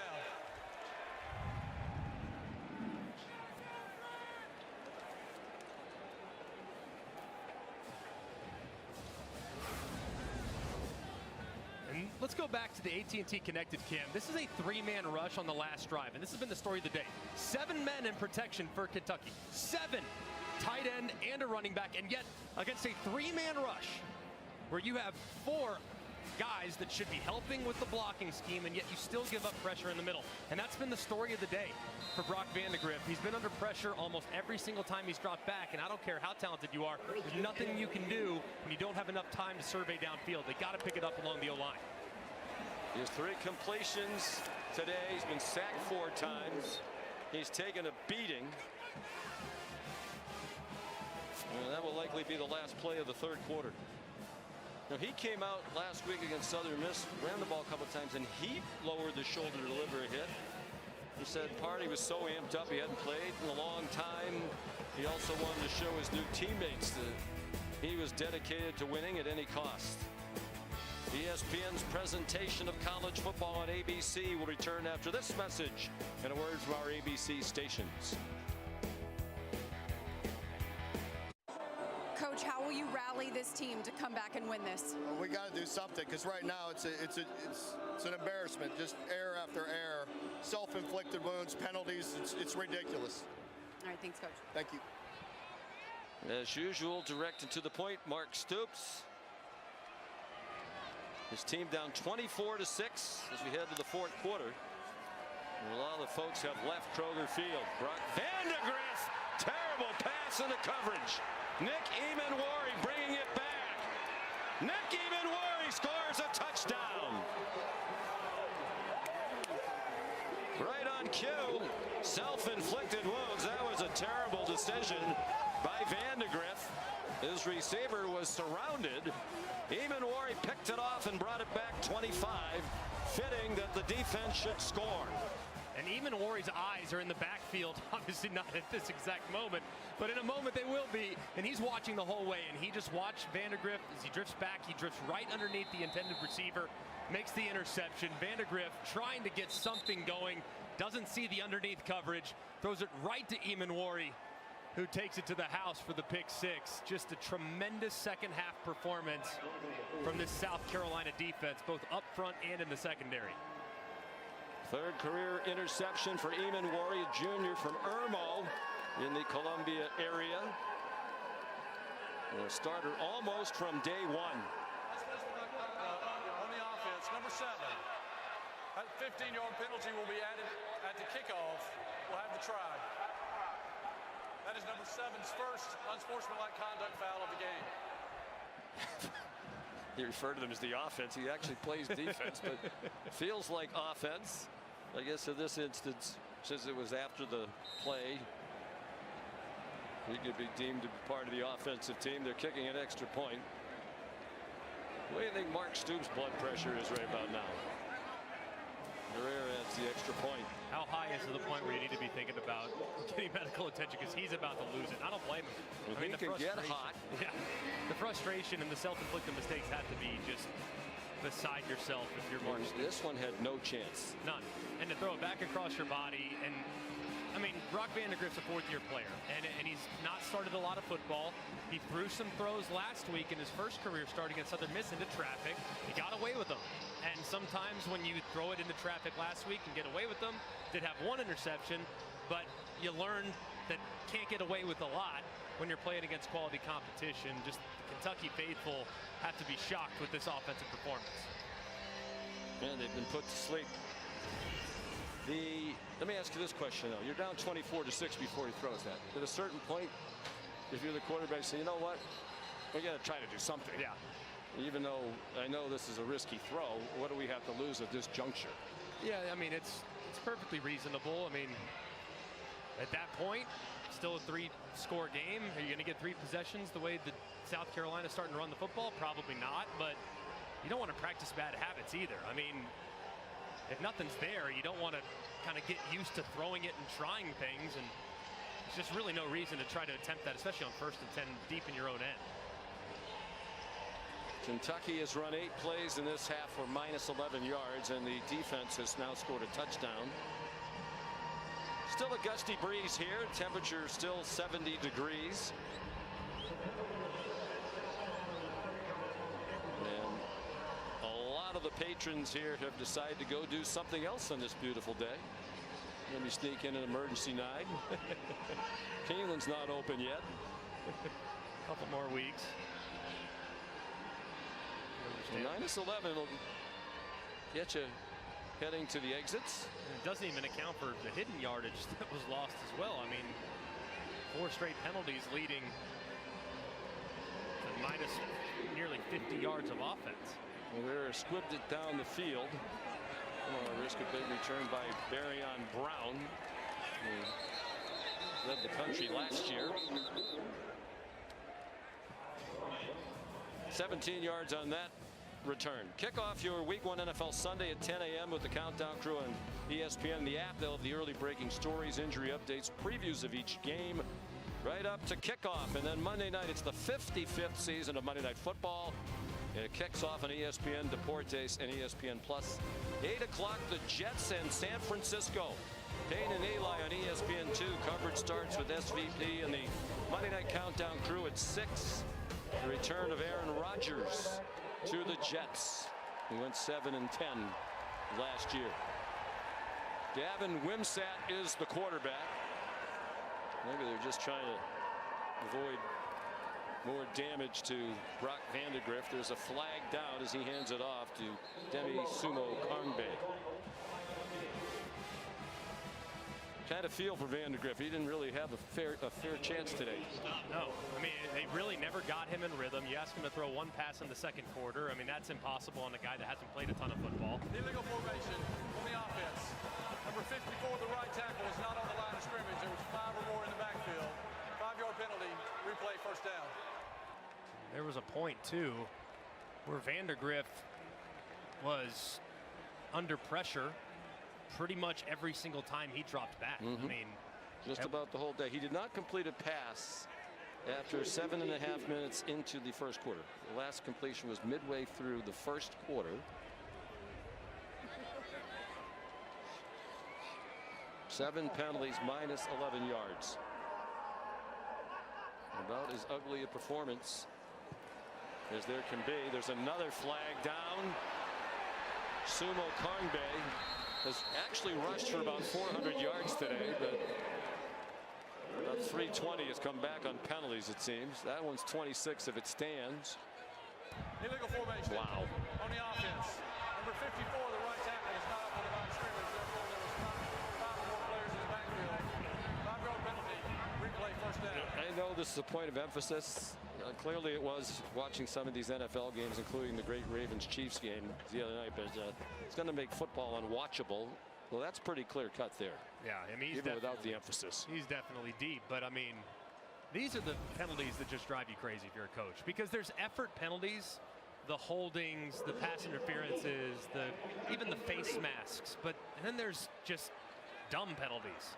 Illegal formation, illegal shift, unsportsmanlike. I mean, those are the things that just drive coaches insane, and my goodness, how many have Kentucky had today? Wimsatt, first-year transfer. He can do this. Runs out of bounds across midfield. He was the starter for all 13 games at Rutgers last year. And he rushed for 497 yards. 6'3", 227 from Owensboro, Kentucky. Very highly recruited out of high school. And many were surprised when he chose Rutgers, but he had a connection with the then coordinator Sean Gleason, apparently. Jamori Macklin scampers out of bounds with another first down. He's the cousin of Jeremy Macklin, who was a great star at Missouri and played 8 years in the NFL. It's always hard at this point of the season to figure out who you are offensively. Man, looks like the best success they've had here in the second half has been sideline to sideline, the run game. Jason Patterson to the 31-yard line. There are some substitutes in on the defense. As you might expect, Gilbert Edmond made the tackle. He's back at South Carolina. Started his career in Columbia, transferred last year to Florida State, and then came back. Wimsatt to the sideline. Catch made for a short gain. Brought in by Dane Key. They do have 3 receivers, Greg, on this team who have 1,000 career receiving yards in Key, Barryon Brown, and Macklin. Can they get them the ball? Can they block long enough? Yeah, they have good weapons, but man, the pass blocking has certainly left something to be desired. Well, this will be the start of a quarterback controversy. Certainly has the earmarks of it. And Vandegraff wishing that some of the starters weren't on the field when he was in there. Wimsatt taken down from behind by Debo Williams. I know there will be a strong reaction like that. I don't know if that's entirely fair. I mean, Vandegrift dropped back to throw it 15 times today. It was under pressure 9 out of the 15. And the 2 that he wasn't were short throws. So just you can't get a fair or proper evaluation of what your quarterback can be when you're not giving him enough time to survey the field. And Martin Scott dropped Sumo Karngbe for a loss. Vandegrift very highly recruited out of high school in Georgia. Part of that incredible 2021 high school quarterback class. It included 3 players who were drafted in the top 10 picks in the most recent NFL draft. Second and 12, under 11 minutes to go. And another Kentucky penalty. False start. 75 on the offense. 5-yard penalty. Still second down. Eli Cox. Here's that high school class that we were talking about from 2021. Headlined by Caleb Williams, Drake May, and J.J. McCarthy, all taken in the top 10. And still playing college football, this bunch. Vandegrift was just about as highly regarded as any of them. Here's Wimsatt bouncing off some would-be tacklers and down to the 23-yard line. Just see the depth of that 2021 class. But Vandegrift showed last week he's got all the tools. I mean, he can do everything that you want him to do as a quarterback, but at this point of his career, he's not the type that can just take the team and just pull them along with him. He needs the team around him to also play better.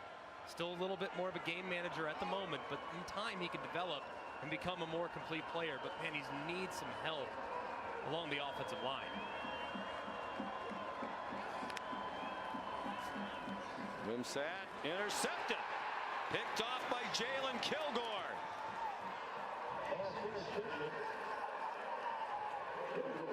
And again, talking about the Kentucky struggles on offense for Mark Stoops. Give this defense credit. They are terrific at every level. Plenty of talent, more depth than they've had in the past. Second interception of this season for Kilgore. He brought it back 14 yards.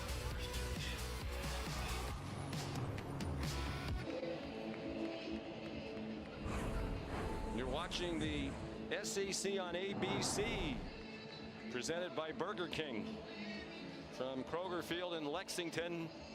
All South Carolina. They're going to go to 2-0 with the defense dominating in both weeks.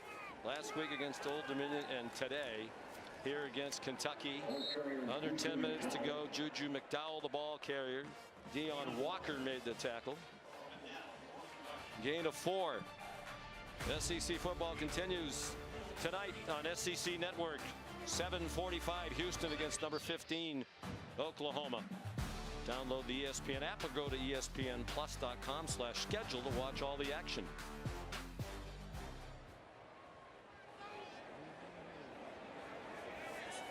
McDowell remains the running back. Lenoris Sellers the quarterback. Throwing for single coverage. Trying to get it to Nick Harbor. There is a flag down. Maxwell Hairston had the coverage. He left for a while and has returned.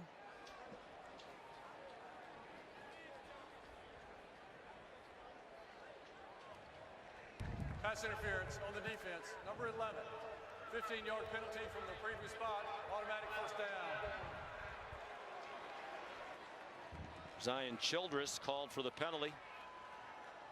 Well, Nick Harbor is an intriguing football player, dual sport athlete, great track athlete, 6'5", 235. There's many in the fan base for the Gamecocks who would like to see him get more involved. And I think that I understand, because he's great on the video game. He's elite speed, elite size, game-changing guy that gets off the bus. But at this point of his development, he's still a bit of a work in progress. He's not a guy that's played a ton of receiver. He played defensive end in high school, played a little bit of tight end, but didn't necessarily want to gain the weight because that would have an impact on his performance on the track. So he's a full-time wide receiver and still learning the position, the nuance of the position. So in time, the staff has done a great job with wideouts in the past, but he, at this point, is not ready to be an alpha dog wide receiver, but the skill set is there. Chance to get him some reps in this situation. To track All-American, he's run a 10.11 in the 100 meters. Michael Smith down the sideline. They're well into Kentucky territory, all the way down to the 20-yard line. Goes the freshman from Savannah, Georgia. The true freshman who was not there for spring practice, so he's still learning. He only arrived in fall camp. That's a 36-yard play. And they're starting to make the offensive stats look good, or at least better. Well, there's a chance they could be going to 2-0 without reaching 300 total yards of offense in either game.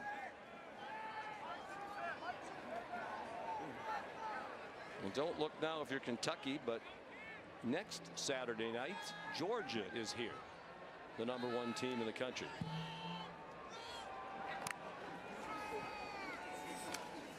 Juju McDowell with another flag down. And helmet off. Kentucky, by the way, was flagged for 1 penalty in the first half. They're now up to 11. Really uncharacteristic, it feels like, too. I mean, this team is a team that always seems to do kind of the little things, and it feels like a group that can kind of grind on you, and they've really developed offensively the last few years. But man, this is really uncharacteristic. The offense, number 75, 10-yard penalty from the previous spot. Replay, first down. Cason Henry, the right tackle, one of the reasons they think their offensive line should be better this year. He's back healthy. He got injured in their opener last year against North Carolina.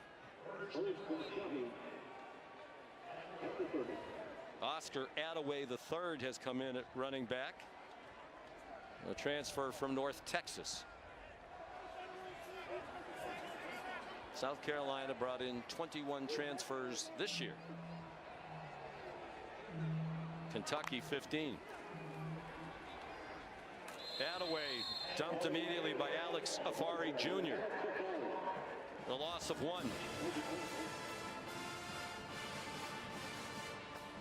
So South Carolina is going to win its SEC opener for the first time since 2017 against Missouri. They had lost 6 straight conference openers,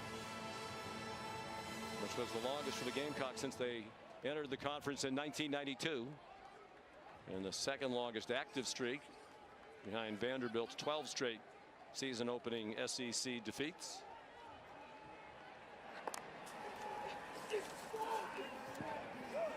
Lenora Sellers takes it down and runs out of bounds at the 28. And meanwhile, a problem for Kentucky here at home, Greg. This is going to be 8 losses now in their last 10 conference home games. Yeah, that's pretty surprising, too, as this place has developed into a very difficult place for opposing teams to travel to and play in. I think they kind of ran into a buzzsaw today. Obviously, a ton of self-inflicted mistakes, but man, this South Carolina team, last week, highly unimpressive offensively, dominant defensively. You saw the light start to flicker on here in the second half offensively, and with the way they defend and rush the passer, this team might be a problem for a lot of folks moving forward in the year. Now, the offense has really benefited in both games from short fields. Their first touchdown drive last week and their last were both on. Still third down. Takeaways by the defense inside the 10-yard line. They had to score with about 6 minutes to go to beat Old Dominion after the defense got them the ball back last week to set up the winning touchdown inside the 10. Sellers 11 out of 15 passing for 159, 2 TDs and 1 interception. And he's taken down for a loss back at the 35-yard line by Steven Souls, a true freshman. And the coaches yesterday said you might want to add Steven Souls to your spotting chart because he's been very impressive in practice and there's a good chance he's going to get into the game, and obviously he is. And continuing to find more and more of those guys, you know they're going to be great up the middle for sure. Deion Walker's going to continue to play at an all SEC, all American caliber level. JJ Weaver's got that potential as well, but finding someone on the other side can really make life a lot easier for those guys. That's what South Carolina's done. I mean, they got Kyle Kennard, and you have on the other side Dylan Stewart, and now the interior guys get some one-on-one. So having another guy step up like Souls could be huge for Kentucky moving forward.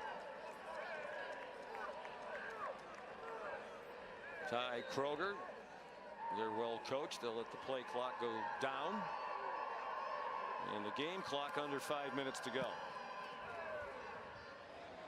Trying to pooch it, he got too much of it.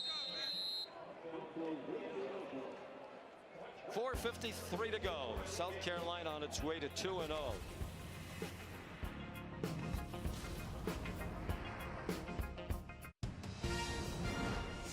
SEC on ABC is presented by Burger King. You rule.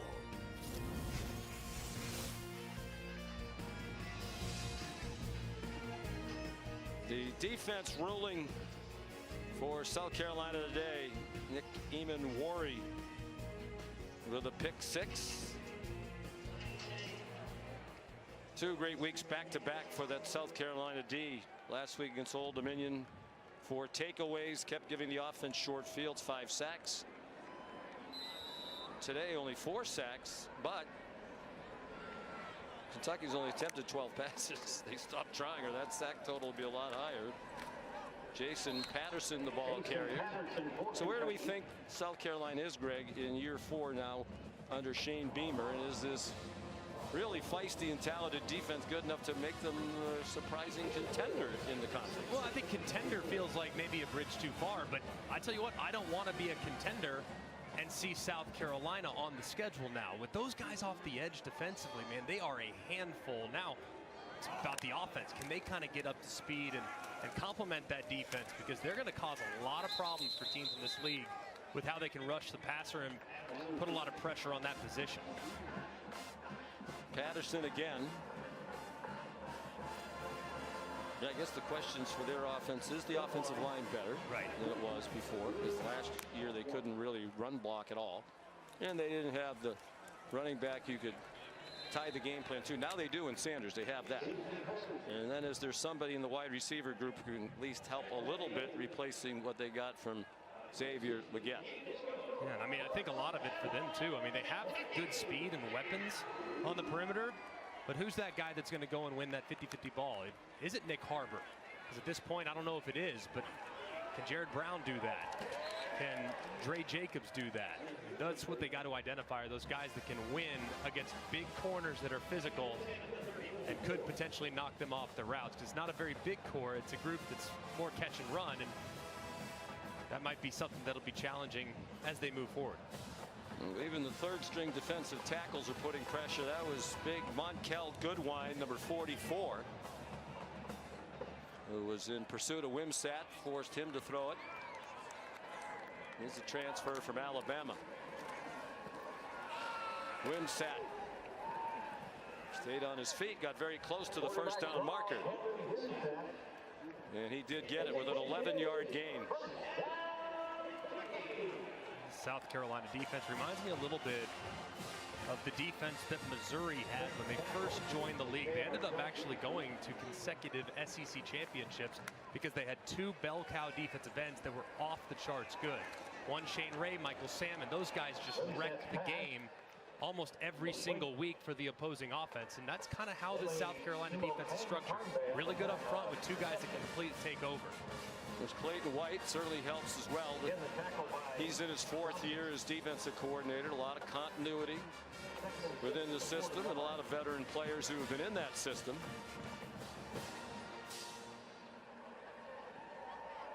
Wimsatt 2 out of 4 passing now for 7 yards. He's rushed 5 times for 48 yards. Sumo Karngbe has 70 yards. He actually has -3 rushing in the second half. Had several gainers taken away by penalties here in the second half. Fred Ferrier, the second on the catch. 3 years at UAB and now here at Kentucky.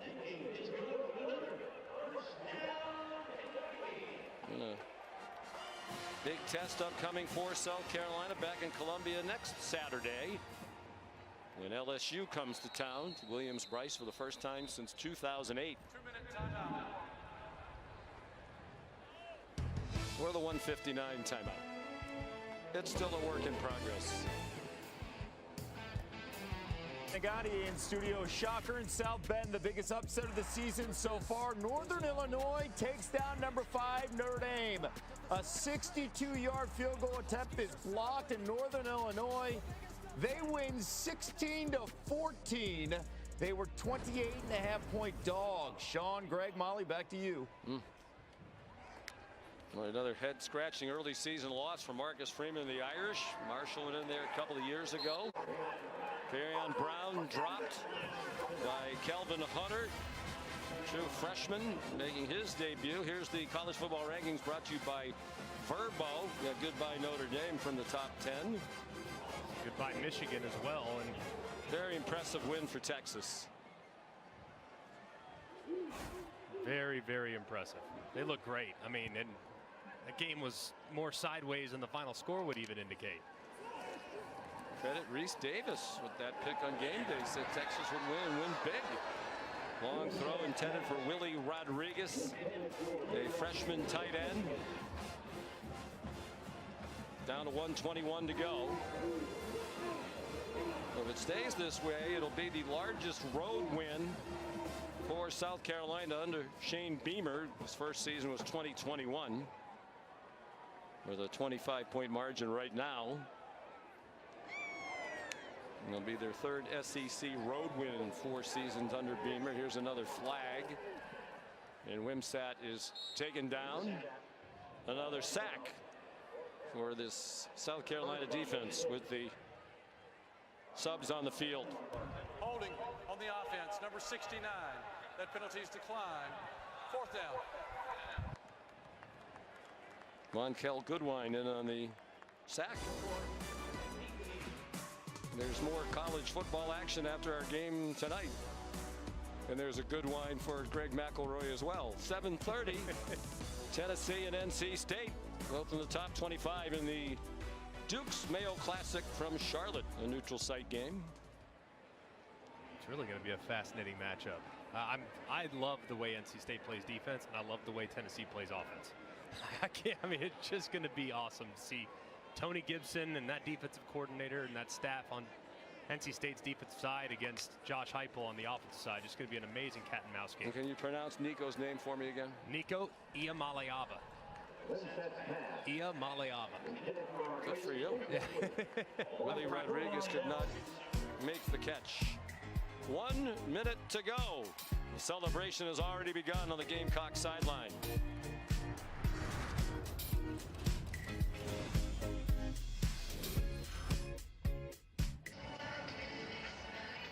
Well, this looks familiar in the Beamer family. Of course, when Shane Beamer was a kid, he was on the sideline with his dad at Virginia Tech. That's his son Hunter enjoying the experience of victory on the road.